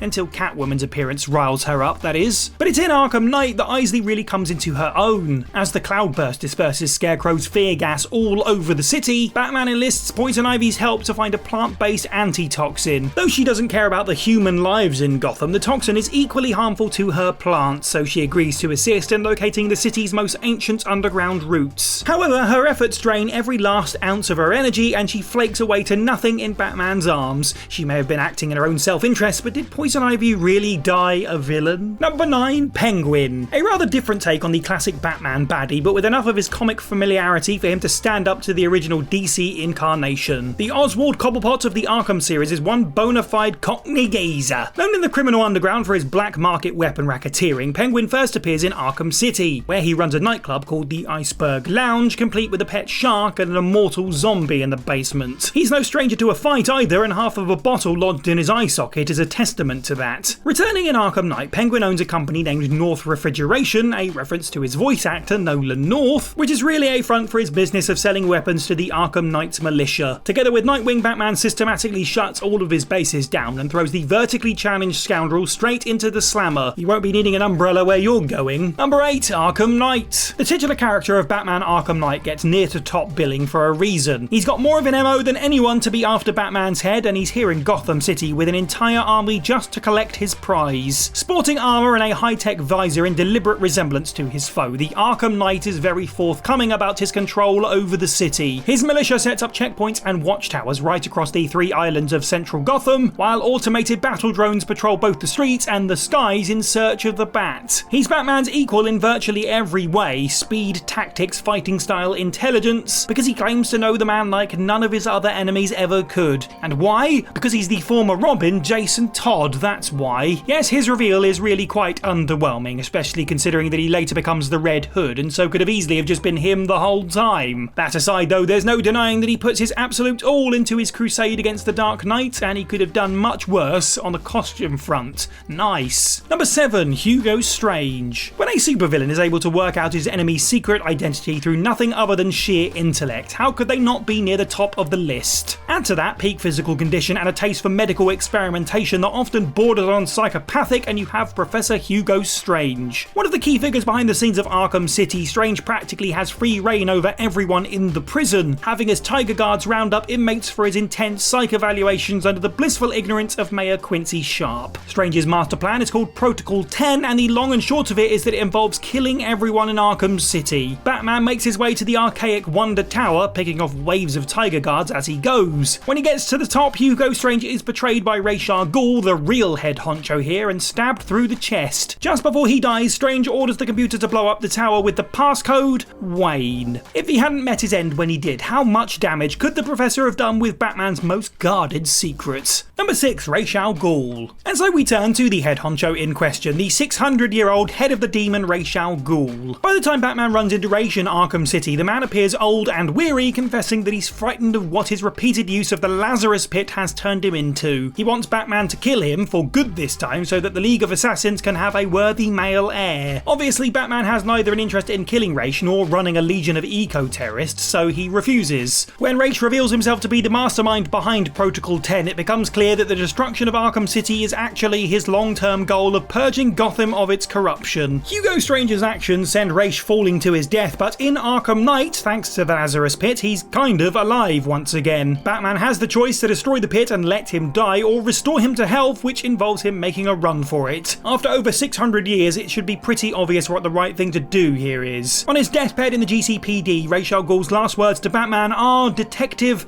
proud of you." Number 5, Scarecrow. One thing that's universally agreed on among Arkham fans is that Scarecrow's role in Batman Arkham Asylum is the absolute high point of the game. To complement the asylum's chilling atmosphere, Jonathan Crane lurks in the shadows, occasionally slipping the unaware hero a dose of his fear toxin and leaving him fighting for his life in increasingly abstract internal hellscapes. After the final one of these, Scarecrow is suddenly grabbed by Killer Croc and pulled down into the sewer. Though presumed dead, he shows up again in Arkham Knight, issuing a citywide warning on Halloween and evacuating virtually the whole of Gotham. His run-in with Killer Croc left him greatly scarred, and he arranged his tattered skin to resemble his original mask from the asylum. Using the Cloudburst, Crane floods the city with his fear toxin, watching its inhabitants tear each other apart. The end of the game sees Scarecrow do what no other villain has ever done: unmask the Batman. With his secret identity known to the world, Batman is subjected to one last dose of toxin. His mind wrestles through an elaborate dream sequence before Scarecrow is given a taste of his own medicine, rendered catatonic through fear of his nemesis. Number 4, Harley Quinn. The sidekick and girlfriend, for want of a better word, of the Clown Prince Prince of Crime, Harley's past as an accomplished psychiatrist does not make her any less insane in the present. Harley Quinn appears in every main series Arkham game, with her role in the story getting bigger and bigger each time. Her relationship with the Joker plays out much like it does in the animated series,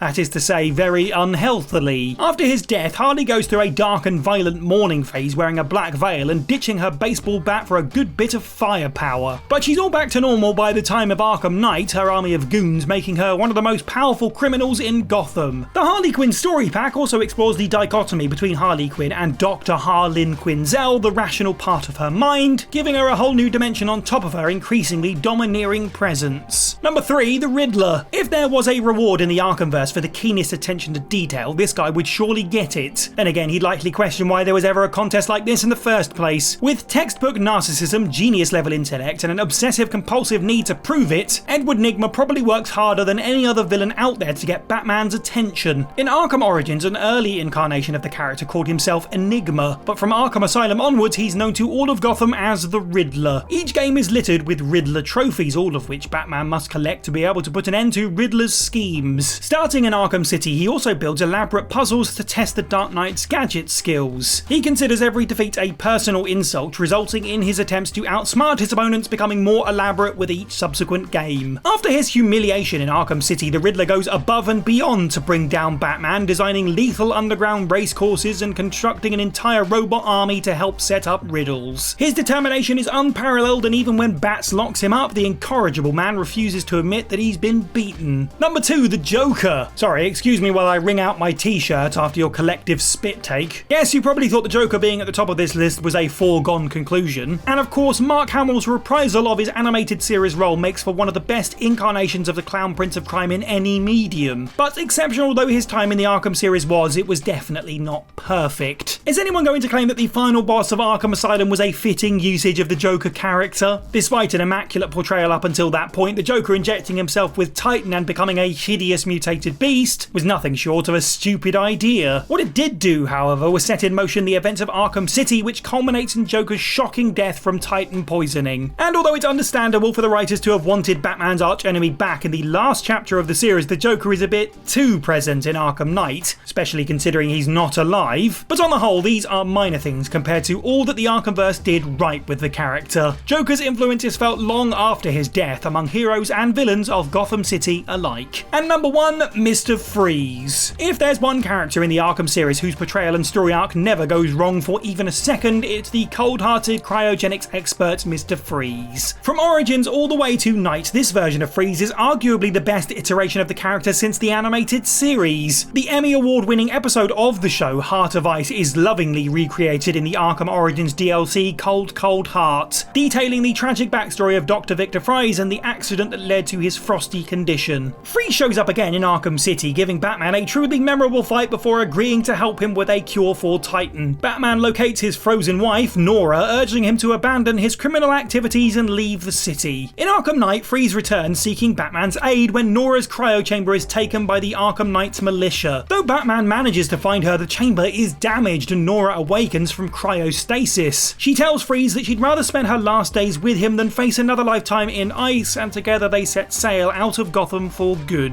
Mr. Freeze is neither insane nor truly evil. His actions are driven by pure love for his wife, and the Arkham series conveys this flawlessly from start to finish. With Nora at his side no matter for how long, perhaps this pained man can finally find peace.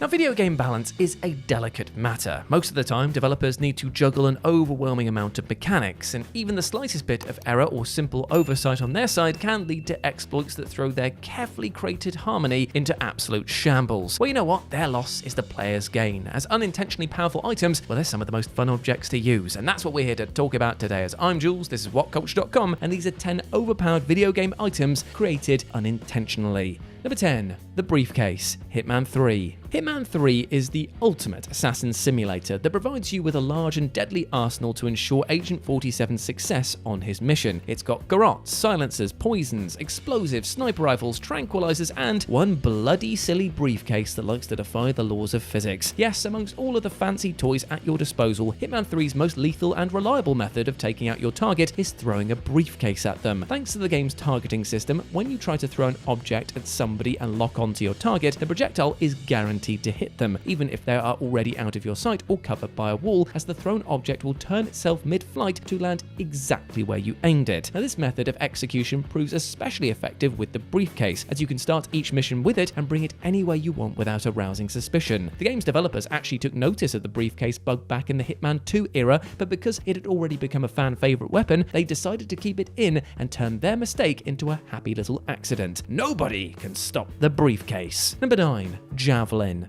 Call of Duty Modern Warfare 2. Now, Call of Duty Modern Warfare 2 has had many glitches and balancing issues throughout its existence, but only one of them made Microsoft actively threaten players with bans for attempting to use it, which is the infamous Javelin glitch. The Javelin is a fairly powerful rocket launcher with target-seeking missiles. Now, on its own, it's a useful item, but back in the day, when the now patched glitch was around, it used to be a dreaded weapon of mass destruction. The glitch that made the Javelin so notorious allowed you to become a mobile nuke by arming the launcher, holding Y, and then sneaking up to an enemy spawn point to blow yourself up along with everything and everyone else in your radius. The glitch killed you in the process, but it also guaranteed that everyone else on the map would go down with you, as even shooting you down would cause the armed rocket to explode, and the blast radius was large enough to take out people you couldn't even see around you. It may not have been the most respectful way of playing, but when the game puts a nuke in your hands, well, the only logical next step is to blow yourself up with it, right? Number 8. Transform into a Dragon Snapper Scroll. Gothic 2. Gothic 2 is a cult classic RPG that some fans consider more difficult than modern releases due to its peculiar combat system and rather slow level progression. However, these fans forget that transformation spells also exist here. More specifically, a magical scroll called the Transform into a Dragon Snapper Scroll that you can purchase shortly after starting the game. What the item lacks in creative naming conventions, it makes up for the ridiculously overpowered effects of its magic. You see, the creature it lets you turn into has an odd attack pattern that becomes deadly when wielded by the player. The Dragon Snapper's bite deals huge amounts of damage even when you're level 1 and can stun lock any creature, making you virtually impervious to any attack. The snapper form can kill everything in the starting location with ease, and the transformation lasts long enough to let you actually travel with it across the entire map. By the time that you're done with the scroll, you'll have killed so many enemies that you will have maxed out your character's level and just play the rest of the game on easy mode.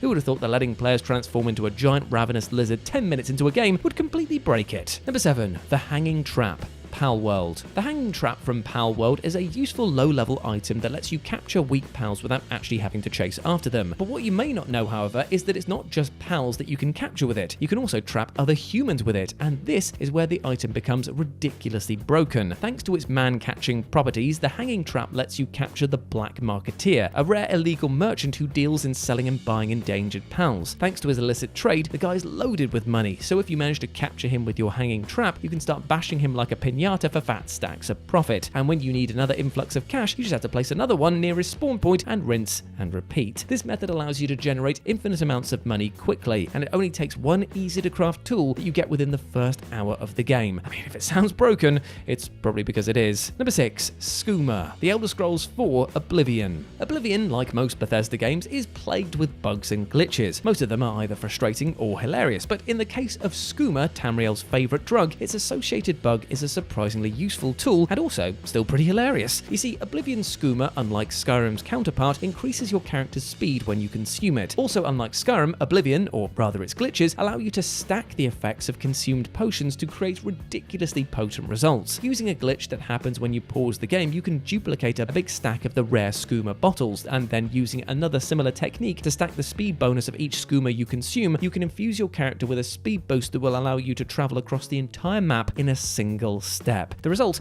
is as silly as it is useful, letting you fast travel or escape danger with a click of a button and by chugging down a barrel of drugs. Just remember not to consume too much Skooma, or your supercharged speed will propel you into the stratosphere and you'll become Cyrodiil's first astronaut. Number 5. Reverse Raincloak. Baldur's Gate 3. In Baldur's Gate 3's third act, your character can visit an interdimensional circus where a mischievous, read that as impulsive and murderous, djinn runs a scam with a rigged spinning wheel that always lands on the losing spot, until you find a way to outsmart outsmart them, his game will reward you with useless joke artifacts, like a bottle of infinite alcohol that sometimes turns into acid, or a throwing axe that always returns to its wielder blade first. The Djinn's consolation prizes range from useless to downright harmful, but one of them, the reverse rain cloak, is secretly one of the most powerful healing items in the game. The cloak, as its name suggests, always makes the wearer feel wet instead of protecting them from the rain. This in itself is a useless attribute, but when combined with the Weave Mother's robe that you get in the quest Avenge the Drowned, well, the cloak's wet effect is a work of art. You see, the robe's enchantment heals your character each turn that they are wet, meaning that if you put on your always wet cloak, you get free unlimited heals in and out of battle. The developers probably didn't anticipate their joke item to have such amazing properties, but you know what? It's their loss. Forget magic and potions, all you need to stay immortal is a slightly damp piece of cloth. Number 4.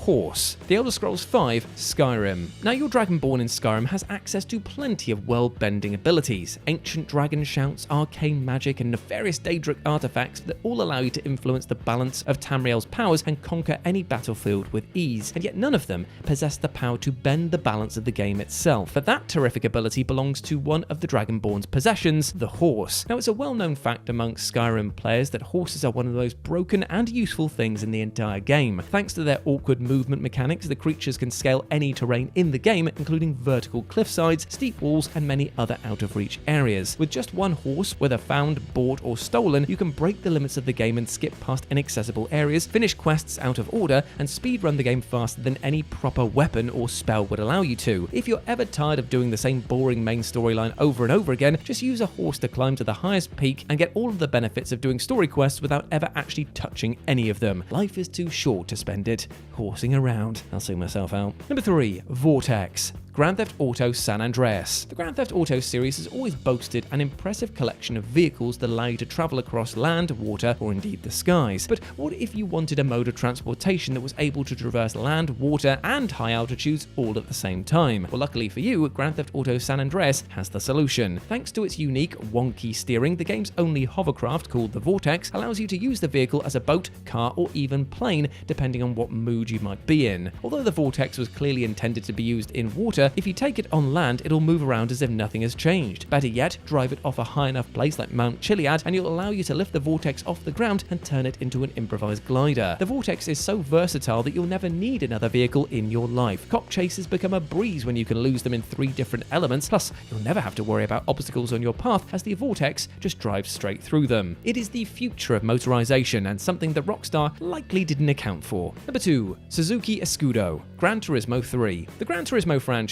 has always put great emphasis on realism, ensuring that every single one of their simulated races is as immersive as the real deal. Unfortunately for the developers' ambitions though, their third installment didn't account for a small exploit that allows one of its slower cars to reach max speed and beyond with nothing more than the awesome power of wheelies. In Gran Turismo 3, the Suzuki Escudo model became infamous for its ability to win any race, even against much faster opponents, by utilizing the buggy shape of its exterior. Its low frame combined with a somewhat flat back allows the car to pull itself onto its back wheels when it reaches a high enough speed, which in turn confuses the game's engine and causes it to accelerate rapidly. Using this method, this vehicle can accelerate way past its speed limits, going faster than the speed of light, and will win any race that you throw at it.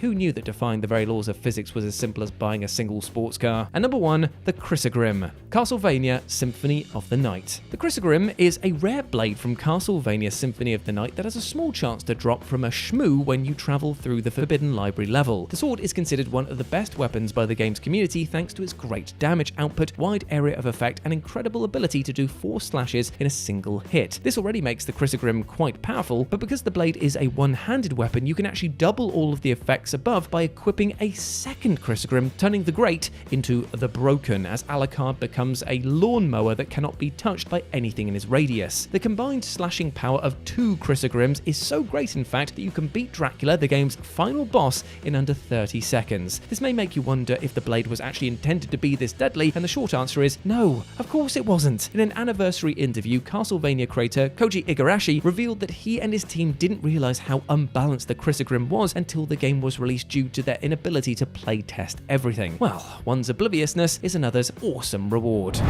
The Nintendo DS family are the second best-selling game consoles of all time, so when we say everybody owned a DS, we're really barely exaggerating. The best thing about the multiple models is that they all give you access to a wide variety of amazing Nintendo DS games from all kinds of genres. Some, believe it or not, are even more entertaining than PictoChat, and if you can't get on board with that, let me run through the list. I'm Jess from WhatCulture, and here are the 20 best Nintendo DS games of all time. Number 20, Sonic Rush. While everyone was busy laughing at 3D Sonic as he made a fool of himself over and over again, 2D Sonic was actually starring in some excellent adventures on portable systems. The excellent Dimps who made the great Sonic Advance trilogy continued their streak of amazing Sonic games on the DS with the excellent Sonic Rush. Sonic Rush has you controlling Sonic and Blaze as you attempt to stop Dr. Eggman, no surprises there, and his alternate dimensional version, whose name I don't really want to say, but you get it. Sonic Rush adds the boost ability from the 3D games, which works surprisingly well in 2D. Using this, Sonic Rush emphasizes speed more so than arguably any other Sonic game. It has its pros and cons, the biggest pro being that it feels amazing to go so fast, while the biggest con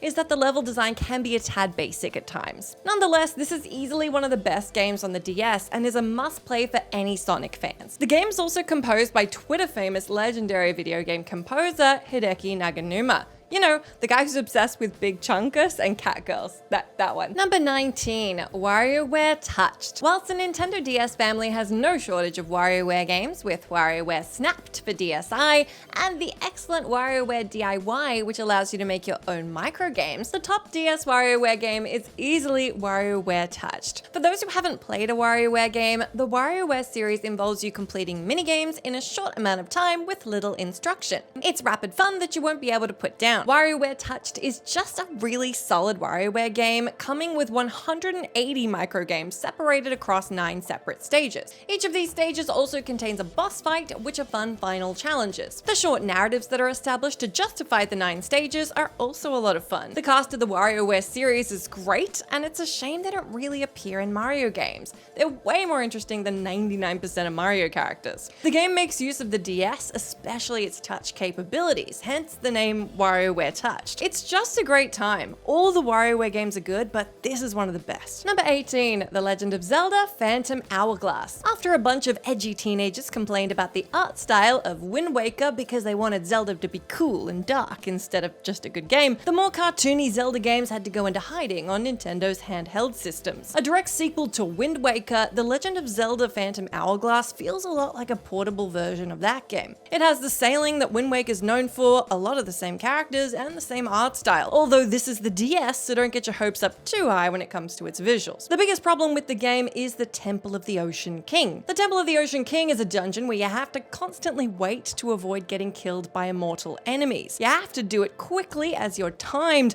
and you have to revisit the dungeon multiple times throughout the game. Other than that, it's a great Zelda title that instills the sense of adventure that the series is known for. It's one of the best DS games. Just prepare yourself for the worst dungeon in the entire series. Number 17, Kirby Superstar Ultra. Kirby Superstar Ultra is definitely one of the best remakes on the DS. It takes the best Kirby game, Kirby Superstar, and makes it even better by adding a ton of new games and making them all look a bit more pretty. Kirby Superstar was already home to numerous separate short Kirby games, but Kirby Superstar Ultra adds even more. Spring Breeze, a game from the original, which was essentially a remake of Kirby's Dream Land, is given a harder version with Revenge of the King. Meta Nightmare Ultra allows you to play through the pre-existing games as Meta Knight, all connected to make one big game. Helper to Hero allows you to play as one of 20 characters as you fight against 14 different bosses. Finally, Kirby Superstar Ultra adds the True Arena, a final challenge in a game that beforehand had very little difficulty in it. If that wasn't enough, the game also adds 3 new sub-games, because apparently Kirby Superstar Ultra wants to take up literally all of your life. Number 16, Advance Wars Dual Strike. Advance Wars is one of the most underappreciated franchises Nintendo has ever published. It seems to be something that most Nintendo fans are at least vaguely aware of, but most of them haven't even thought of playing a game in the series. Luckily for anybody who wants to get into the franchise, if you own a DS, one of the best Advance Wars games exists on the system, Advance Wars Dual Strike. Wait, never mind. Like most DS games,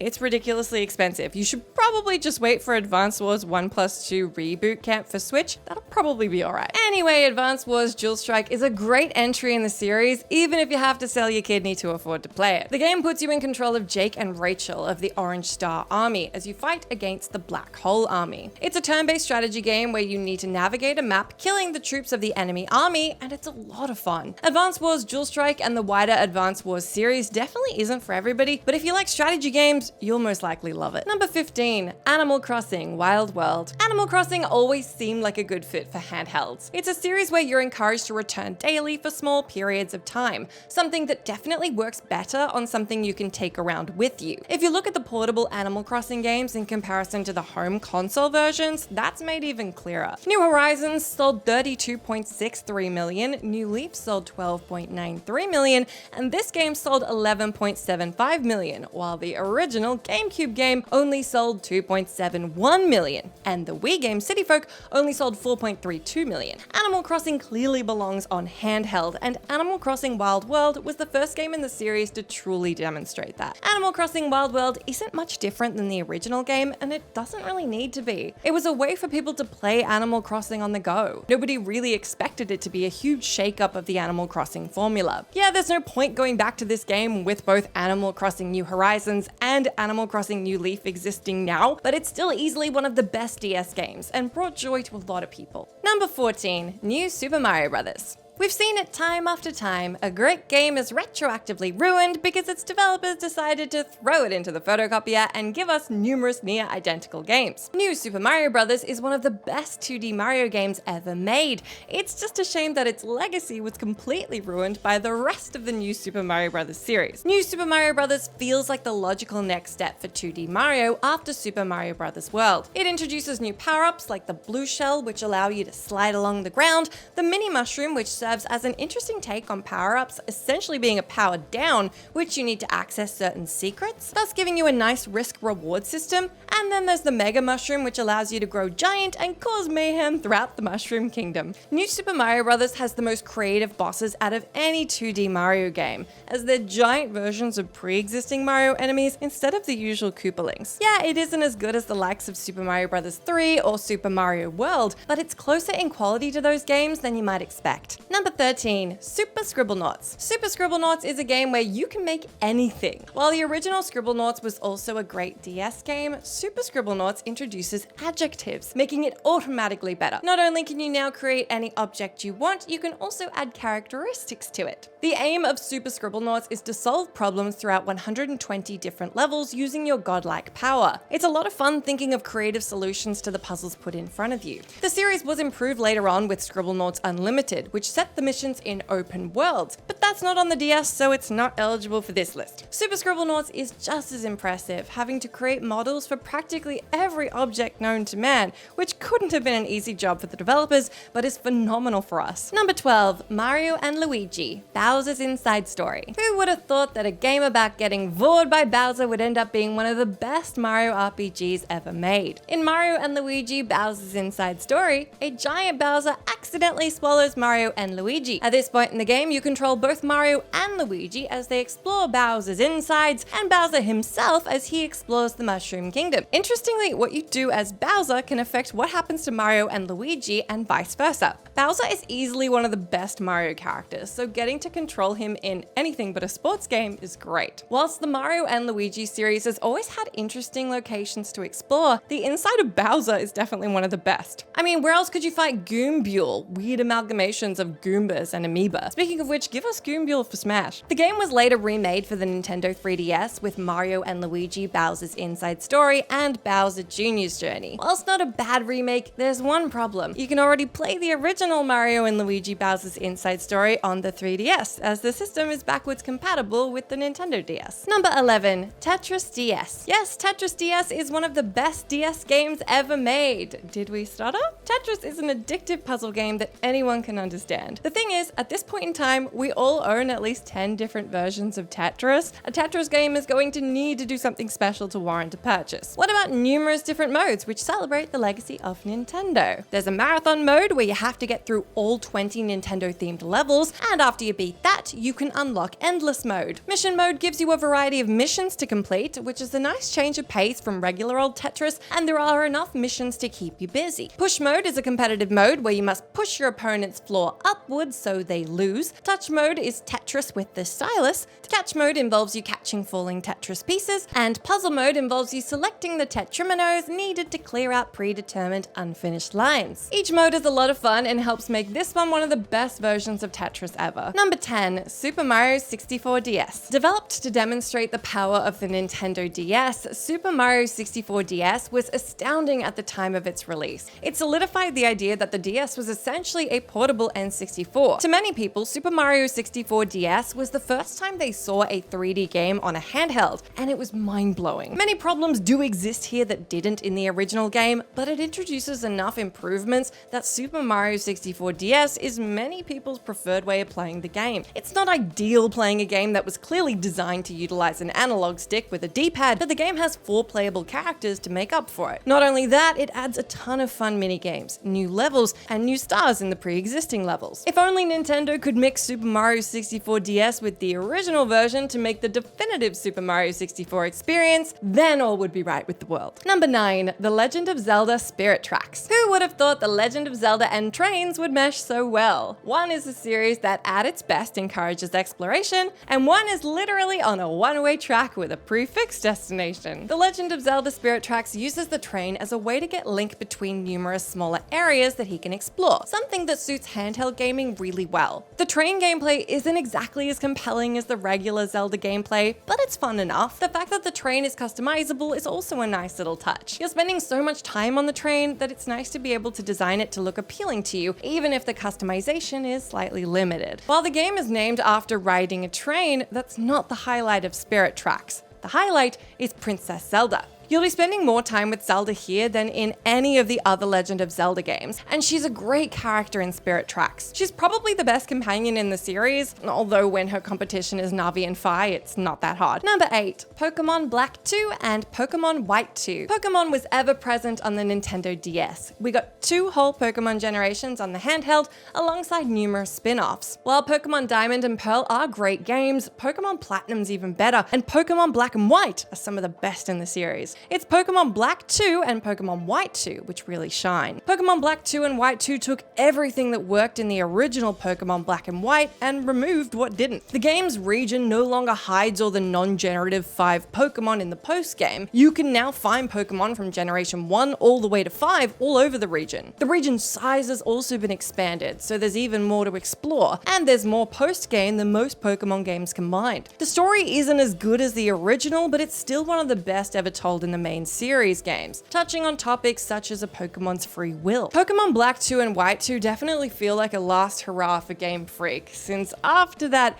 the series' quality definitely dropped. Number 7, Phoenix Wright Ace Attorney, Trials and Tribulations. The original Phoenix Wright Ace Attorney trilogy were Game Boy Advance games, only released in Japan before being improved in every way for the DS and given to us overseas. The entire original trilogy for the Nintendo DS are great, but this particular one is easily the best. In the Ace Attorney series, you play as a defense attorney trying to prove that a bunch of cartoony people are innocent by finding evidence to use in the courtroom. Yeah, it's not exactly an accurate defense attorney simulator. In the original 3 games, you mostly play as defense attorney Phoenix Wright. Yet in this particular game, you also get to play as Phoenix Wright's mentor, Mia Fey. Trials and Tribulations serves as a great conclusion to the original trilogy, and it gives us insight into Phoenix Wright's past, which makes him an even more compelling character. All the 5 cases you'll take on are excellent, and while some are better than others, they're still some of the best in the series. Number 6, Mario Kart DS. Since each Mario Kart game improves upon what came before, there's not a lot of reason to go back to the older ones, though there are a few exceptions to that rule, and one of them is Mario Kart DS. Mario Kart DS has a few features you can only get there, creating your own kart emblem, but also its missions. It is absolutely the peak of single-player Mario Kart because of these missions. There are 6 sets, and each set has 8 levels and a boss fight. Some of them are just races, but a few of them are actual fights where you need to use your kart and power-ups as weapons. There are 16 new tracks and 16 returning tracks, including fan-favorite courses like Waluigi Pinball and Tick-Tock Clock. Mario Kart DS also introduces the character of Rob to the series, this being the first time a non-Mario character has been in a Mario Kart game. And you thought Endgame was a huge crossover. Number 5, Castlevania Dawn of Sorrow. If you wanted a good Castlevania game during the 2000s, your best bet was to look on the Nintendo handhelds.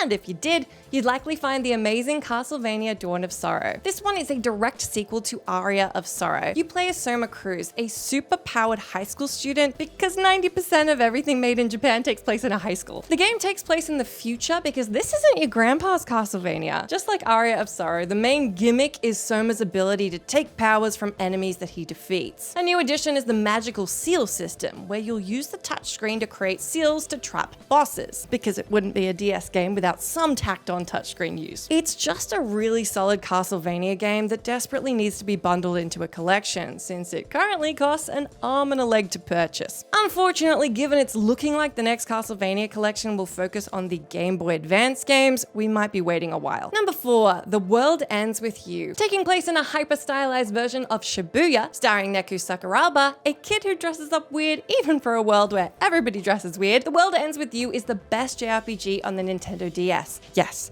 we said it. The story centers on the Reaper's Game, a game where those who died can participate to be rewarded in the afterlife or be given a second chance at life. Neku and his partner must team up to beat each day's mission within the Reaper's Game. It's both a story worth experiencing for yourself and ridiculously complex, so you're going to want to keep a notepad on hand. It's very obvious that Kingdom Hearts creator Tetsuya Nomura worked on this. The gameplay is super interesting. You control both Neku and his partner simultaneously, each on a different screen. It sounds super complex, but you'll quickly learn how to do it. Number 3, Castlevania Order of Ecclesia. Castlevania Order of Ecclesia is peak Metroidvania Castlevania, arguably even better than Symphony of the Night. Order of Ecclesia allows you to explore numerous different locations as opposed to one giant map. It still has the exploration you're looking for in these kind of games, but it's got the addition of the variety that the level-based Castlevania games brought to the table. Another notable aspect of Order of Ecclesia is that it features the first female Castlevania protagonist, Shanoa, who is one of the coolest main characters in the series. The system to take enemies' abilities from earlier Castlevania games has been expanded with the glyph system. These are your weapons and magical abilities, and the fact that you can equip multiple at a time allows for dual wielding and the ability to combine glyphs together. It's a much more in-depth system than anything you've seen before and allows you to truly play how you want to. Order of Ecclesia also has a beautiful gothic-inspired look, which makes the game look distinct. It's such a shame that, like most DS games, it's ridiculously expensive. Please, Konami, stop making pachinko for 2 seconds and give us Order of Ecclesia on modern systems. We're begging you. Number 2, Professor Layton and the Lost Future.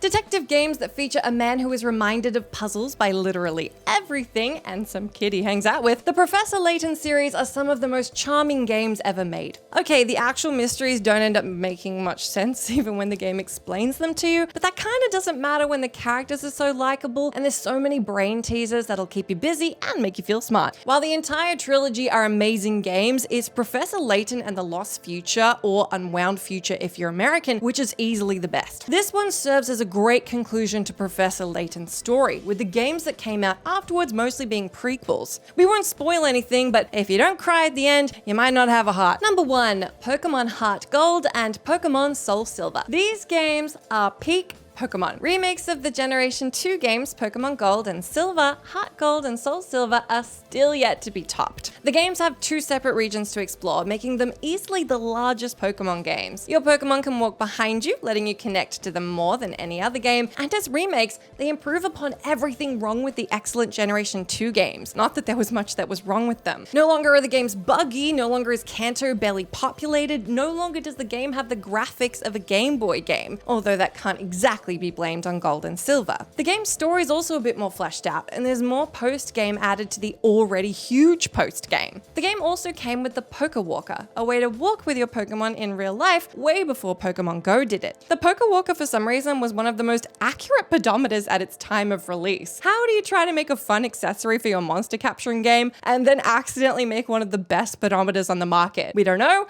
but we're not complaining.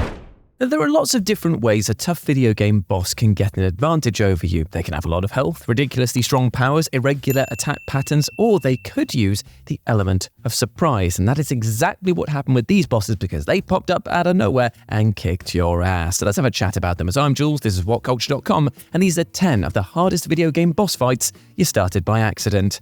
Number 10, the Bovine Defense Force Initiative, The Witcher 3. Now, The Witcher 3 is all about tracking powerful monsters and then slaying them with careful preparation and planning. However, there is one monster who tracks you instead, and when it catches you doing something you're not supposed to, you might as well be dead. The Bovine Defense Force Initiative is a gigantic chort with insane attack power that was added into the game as a means of combating people trying to exploit said game. You see, back in the day, the most lucrative way to make money fast in The Witcher 3 was to slay cows in White Orchard, sell their skins, and then wait for them to respawn and do it all over again.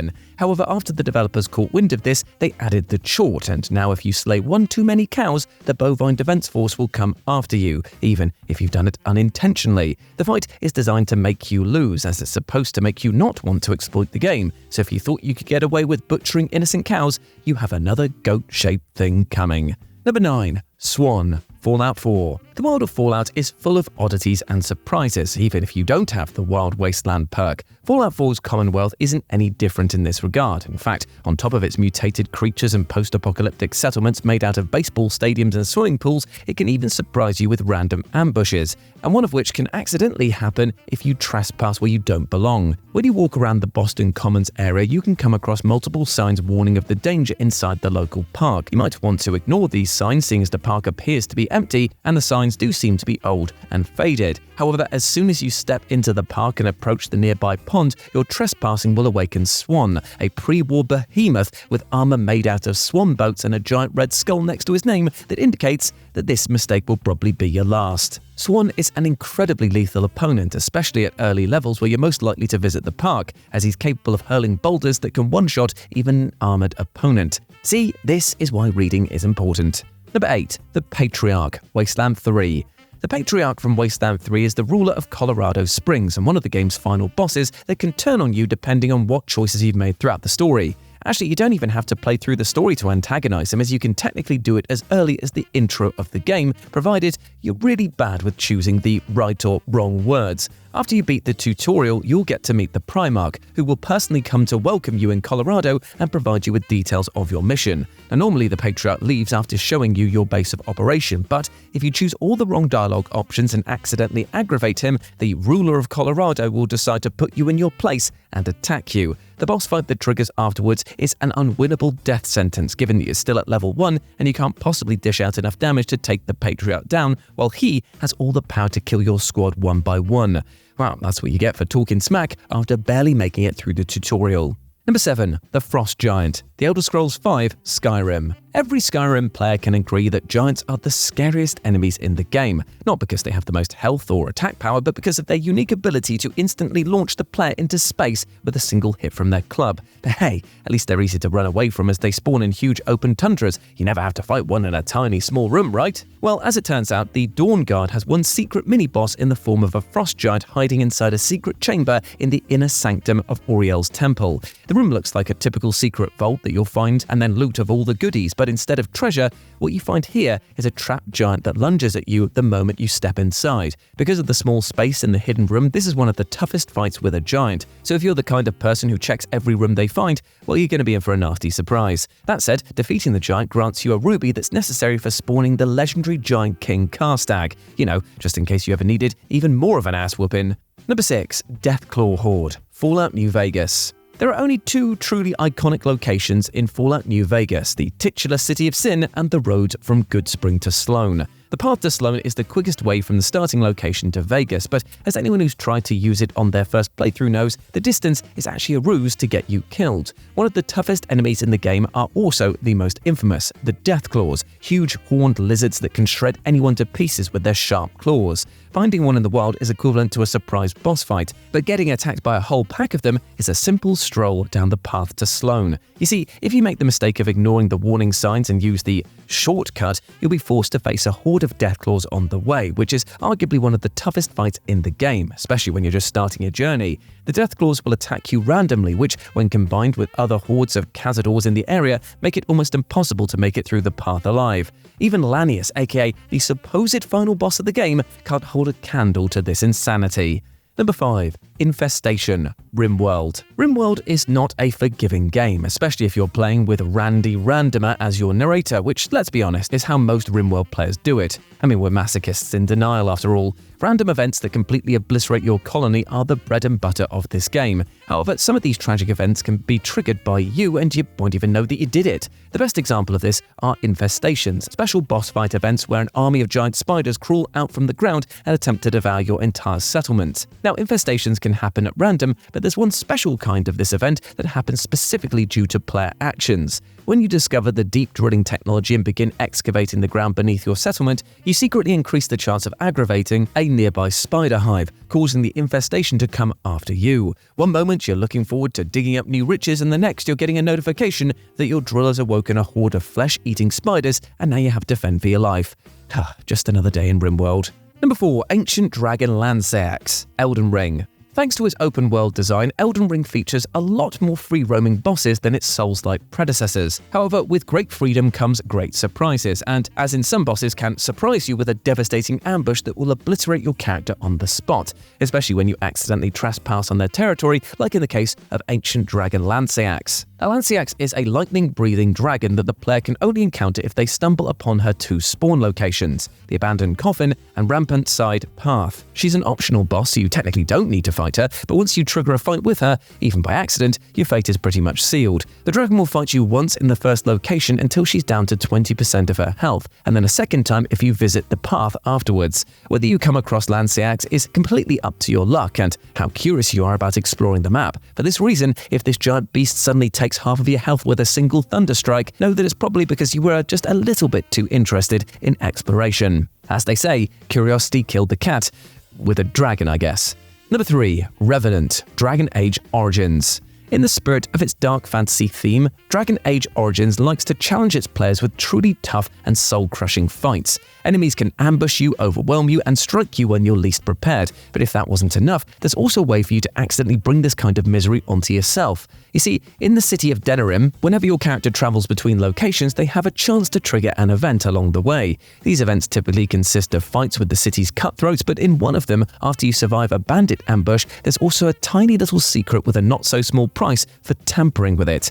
In the back of an ambush spot, you can find a glass object that spawns one of the 6 hidden Revenant bosses in the game when you interact with it. Without knowing of their existence, it's easy to see the vial, get curious about it, and then weep as your already exhausted team, because remember you've just been ambushed, gets to fight one of the hardest bosses in the game, complete with trapping spells and life-draining powers. Wow, that'll teach you to not touch any suspicious glass containers that you find down the back of dark alleyways. Number 2. Stray Demon, Dark Souls. As hard as Dark Souls bosses can be, they at least have the courtesy of staying behind fog walls to let you know there's a fight coming up and you might want to prepare yourself. Except that isn't always the case. In fact, some Dark Souls bosses, like the Stray Demon, wait for you in traps that they've set up to punish those freely walking around Dark Souls' world. The Stray Demon is a hidden boss lurking inside the starting location of the game, right beneath the arena where you fight his equally ugly cousin, the Asylum Demon. If you ever decide to come back to the Asylum to see if you've missed anything, or maybe to reminisce about just how far you've come, you might want to avoid stepping into the arena, as you might accidentally collapse the floor beneath yourself and fall into another underground arena right into the Stray Demon's trap. The fight with the demon is quite difficult, and it's not even because it catches you off guard, but also because the pit you've fallen into prevents you from escaping, meaning that once you're there, it's either you or the Stray Demon. So now even walking is dangerous. Great, thank you Dark Souls, noted. And number 1, The Collector, Darkest Dungeon. Darkest Dungeon is a devastating turn-based dungeon crawler where panic and stress are the order of the day. It's best to assume that everything in the game is out to kill you, and that's because chances are it really is. Even with the easier difficulties, walking through a single corridor can end with a deadly fight. But even if you know how to be careful, there's still one really tough fight that you might accidentally bring unto yourself. One of the game's most infamous mini-bosses is the Collector, an eldritch being with a burning skull for a head. This mini-boss has a small chance to appear when your team is walking down a corridor, striking them when they least expect it and are probably too tired to take on a tougher opponent. The Collector's spawn rate seems to be completely random, but while there is a degree of chance involved, his appearance is secretly tied to how much loot you're carrying. He can only appear when your inventory is 79% full, so if you ever complained about the game unfairly pitting you against the Collector, well, you should really actually blame your own greed instead. Trophies and achievements are about so much more than mere pats on the back. They also ultimately tell a story that says a lot about the modern gaming landscape. Now, trophy and achievement data is far from an exact science for a multitude of reasons, but it does nevertheless provide a pretty strong and often shocking indication of modern player trends, as this list will cement. As tough as it might be to believe some of these absolutely wild stats, the proof is very much in the dopamine-filled pudding. I'm Jess from WhatCulture, and here are 10 video game trophy stats you won't believe. Number 10. 58% of players beat The Last of Us Part 2. It's worth pointing out from the outset that achievement data consistently indicates the vast majority of gamers don't actually complete that many of the games they buy. Look at the stats for just about any major AAA game, and you'll find the number of players who beat the final boss and roll credits is staggeringly low. Even Insomniac's first Spider-Man game, which offered up a relatively short and not particularly difficult single-player campaign, has only seen 49.3% of players reach the end. And so with that in mind, it's legitimately quite flabbergasting that The Last of Us Part 2, an extremely polarizing sequel that's roughly 25 hours long and a brutal, miserable experience for the most part, rocks one of the highest completion rates of any AAA game this generation. At present, 58% of players have completed the story, placing it far above not only Spider-Man, but most other major first-party Sony titles, like 2018's God of War, Ghost of Tsushima, Horizon Zero Dawn, Days Gone, and plenty of other comparable AAA offerings. Even accepting that The Last of Us Part 2 released during a particularly bleak period of the pandemic, where players were encouraged to remain indoors and may have found a strange comfort in its like-minded narrative, that can't fully explain how such a disproportionate number of gamers did make it all the way to the end. Impressive isn't even the word. Number 9. 14% of players never beat God of War's opening fight. On the total opposite end of the spectrum now, we have 2018's God of War quasi-reboot. Though a respectable 47% of players have reached the end of the game and popped the Last Wish trophy, what's more shocking is how many players haven't ever made it past the prologue. God of War opens with a thrilling onboarding section where players are introduced to the game's combat and have an epic punch-up with a stranger later revealed to be the god known as Baldur. Even accepting the prologue lasts around 40 minutes, it's simple and riveting enough that you'd expect most everyone to remain glued to the controller throughout. However, the trophy that pops for completing this encounter, The Journey Begins, hasn't been unlocked by 13.7% of those who started playing the game. A head-scratchingly high figure for a game that's both so brilliant right out the gate and has such a high overall completion percentage. It's of course important to remember that God of War has been available to try for free on PlayStation Plus for a long time now, lowering the barrier of entry enough that many with little to no interest in the game might have booted it up just to see what it was like, in turn inflating the trophy data. All the same, given that almost half of the players who started the game did reach the end credits, it seems unlikely that the PS Plus release is entirely to blame. Number 8. Almost 20% of Persona 5 Royal players got the Platinum. Even if it shocks you how few players actually beat games in a bare-bones sense, nobody should be surprised how few dedicate the time and effort to scooping up platinum trophies. When even games with relatively fun and easy platinums like Until Dawn have only been mopped up by 2.7% of players, it's reasonable to assume that considerably beefier and more demanding plats have been popped by a real fraction of this figure, right? Yet, believe it or not, Persona 5 Royal has been platinumed by 20.2% of European players and 17.7% of North Americans. Effectively almost 1 in 5 of people who started playing the game. It's an impressive figure given that the game takes well over 100 hours for most players to platinum, seeming to suggest that the franchise's fans are an extremely diehard bunch. More to the point, given that Royal is an enhanced version of the original Persona 5 release, the overwhelming majority of the people buying it were already all in, and may have beaten the base game already, so they knew exactly what they were getting themselves into. Even so, such a high platinum rate for a game this huge and challenging is insane. Number 7. 16% of Minecraft players have never opened the inventory. There are few actions more basic and bog standard in any video game than opening your inventory, right? It doesn't require any skill and can usually be done with the mere press of a single button at any time. And yet, 15.9% of Minecraft players on the PS4 version have never done it, and the number goes up even higher to a laughable 17.2% on the PS3 release. Now, as ludicrous as these stats seem on paper, there is at least something approaching a logical explanation here. Given that many Minecraft players stick to the creative mode, where a conventional inventory doesn't exist, and in turn never play survival mode where the trophy can be popped. All the same, such a large slice of Minecraft players never having tried survival mode for a few minutes and taking a quick peek at their inventory is really staggering. Number 6. Slytherin is the most popular house in Hogwarts Legacy.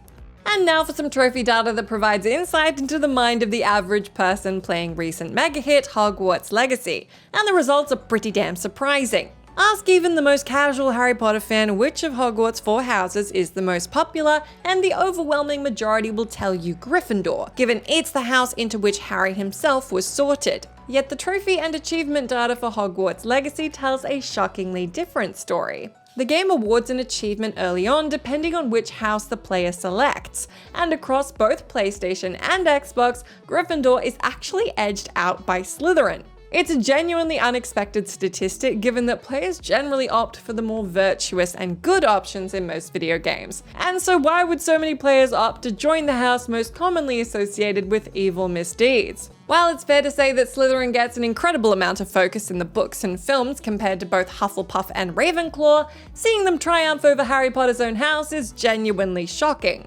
Does the game's own sorting hat perhaps have an accidental bias towards Slytherin, or are players just a little bit more mischievous than we're giving them credit for? As a millennial who inevitably knows that their own house is indeed Slytherin, I'm all for people ignoring the sorting hat and picking their own house. Number 5. 35% of Elden Ring players reached the final boss. Even if you subscribe to the belief among From Software fans that Elden Ring is the studio's easiest game to date, it still represents a biblical level of challenge to the average player. And so it's extremely impressive that a monumental 35.3% of players actually defeated the final boss and reached the climax of the game, whereupon each of its 3 major endings unlocks a separate trophy. More than 1/3 of players getting right to the final boss of a From Software game sounds ludicrous on paper compared to the similar completion stats afforded to decidedly less difficult video games. But much like the Persona 5 Royal Platinum Trophy, it's also worth remembering that From Software has a really loyal and dedicated player base who are very aware of the challenges their games present. As such, there are likely not too many players who bought the game without any awareness of its high difficulty level, placing a ceiling on the number of people who would quickly bounce off it. Basically, if you play a From Software game these days, you're almost certainly all in for the long haul, whether you reach the end or not. Number 4. Over 50% of players have never got past Sonic's Green Hill Zone. Now we come to what might actually be the most inexplicable piece of trophy data on this entire list. Trophies and achievements obviously didn't exist when Sonic the Hedgehog was first released in 1991, but when it received a digital release for Xbox 360 and PlayStation 3, that all changed. While it's not remotely unexpected that just 6.5% of players have nabbed the trophy for beating the game, given its punishingly old school nature, at least compared to more forgiving modern platformers, it's absurd just how few players have even pushed past the first zone. Sonic kicks off with Green Hill Zone, the franchise's most iconic setting by far, and one which even the most casual and unskilled of Sonic players should basically be able to cruise through. And yet, among the 100,000 plus players tracked for the game on PlayStation platforms, only 44.4% of them have cleared Green Hill Zone. This is a zone which, to be clear, can be comfortably beaten by most players in around 5 minutes, yet hasn't been finished by half of the people who started playing it. Could it be that players en masse bought the game for the nostalgia-fueled fun of it, but never got back to it after quickly testing out Green Hill Zone's first level? Truly baffling. Number 3. Most FIFA players haven't played a single women's match. There's no two ways about it, this one kinda stinks. The FIFA franchise finally introduced the ability to play as female football teams back in FIFA 16, and ever since has included a trophy for playing even a single women's football match. Sadly, the resulting data is pretty damn depressing, with just 20% of players playing even one women's match in FIFA 16, and that number has basically fallen further off a cliff with each new release. By FIFA 22, just 6% of players had popped the Passion achievement for playing a women's international football match, and the recent EA Sports FC 24 saw this figure drop to a catastrophic 0.8%. It doesn't help at all that EA's implementation of female football in the franchise remains relatively piecemeal compared to the male side. But at the same time, the fact that their inclusion has moved the needle so little with the player base is still pretty disappointing. Number 2, 12% of Fallout 4 players have never left the vault. If you're sticking to the critical path, it'll take you about half an hour to get through Fallout 4's prologue, leave Vault 111, and head above ground into the wasteland. It's here where Fallout 4 really begins, as the game opens up and players are free to explore the irradiated post-apocalyptic expanse. And yet, a decent sliver of players are still holed up in that original vault and seemingly not terribly eager to come out. At present, 11.9% of the game's 750,000 plus tracked PS4 players, almost 90,000 people for those keeping score, haven't yet wandered out of the vault and dug into the meat of what Fallout 4 has to offer. And given that the game shipped 12 million units to retailers within its first 24 hours alone, the real-world number of vault camping players across all platforms is going to be many orders of magnitude higher. On one hand, it's great that players found so much value in the game's glorified tutorial area, but that's also a huge swath of the player base that's barely dipped their toe into the wider experience.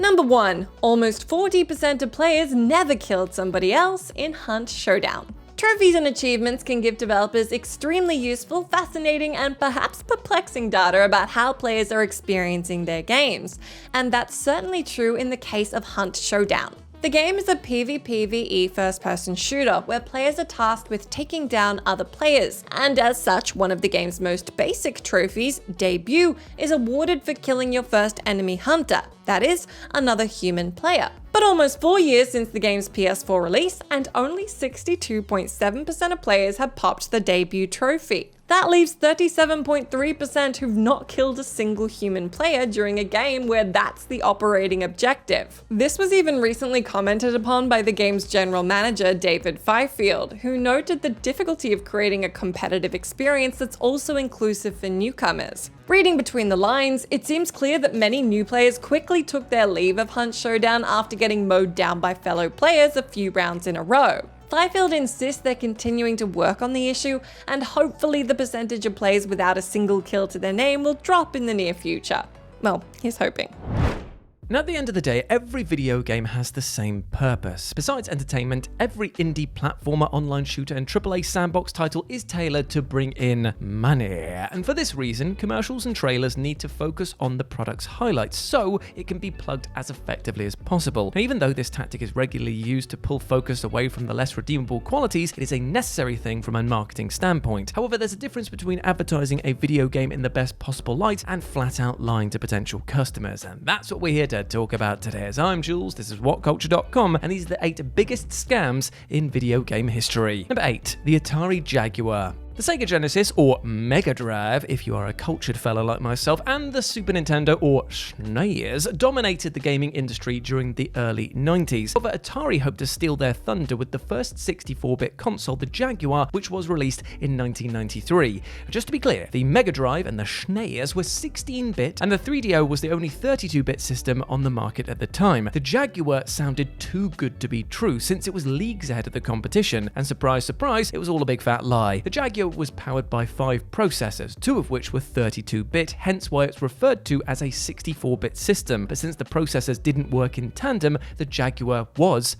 32-bit. Sadly, anyone who purchased the deceptive hardware quickly realized that it was nowhere near as powerful as the brash promotion suggested. To be fair though, the Jaguar wouldn't have fared much better if it was advertised accurately due to its limited and rather bland library. And due to its abysmal sales, some lucky die-hard gamers were actually oblivious of the console's existence for its entire run. Less than 3 years after its launch, the Jaguar was discontinued, encouraging Atari to abandon the console market for good. Number 7, the Kinect. Desperate to replicate the success of the Wii's motion controls, Microsoft devised their own peripheral for the Xbox 360 called the Kinect. The first title that utilized this technology, Kinect Adventures, seemed revolutionary on the surface, since it relied on the player's voice commands and gestures rather than a physical controller. If the technology was as smooth as the promotions implied, it could change the future of gaming overnight. So when Kinect Kinect Adventures became the Xbox 360's best-selling game, well, its legacy seemed guaranteed. But after playing Kinect Adventures for a few minutes, it was pretty obvious that its success was due to overhype rather than quality. The device struggled to recognize even the simplest gestures, turning the most straightforward activity into a nightmarish slog. Even when the prompts were recognized, there was a slight delay for them to register, making it nearly impossible to time movements correctly. Despite this major setback, Microsoft implemented the motion control tech for dozens of other titles, many of which had the same issues as Kinect Adventures.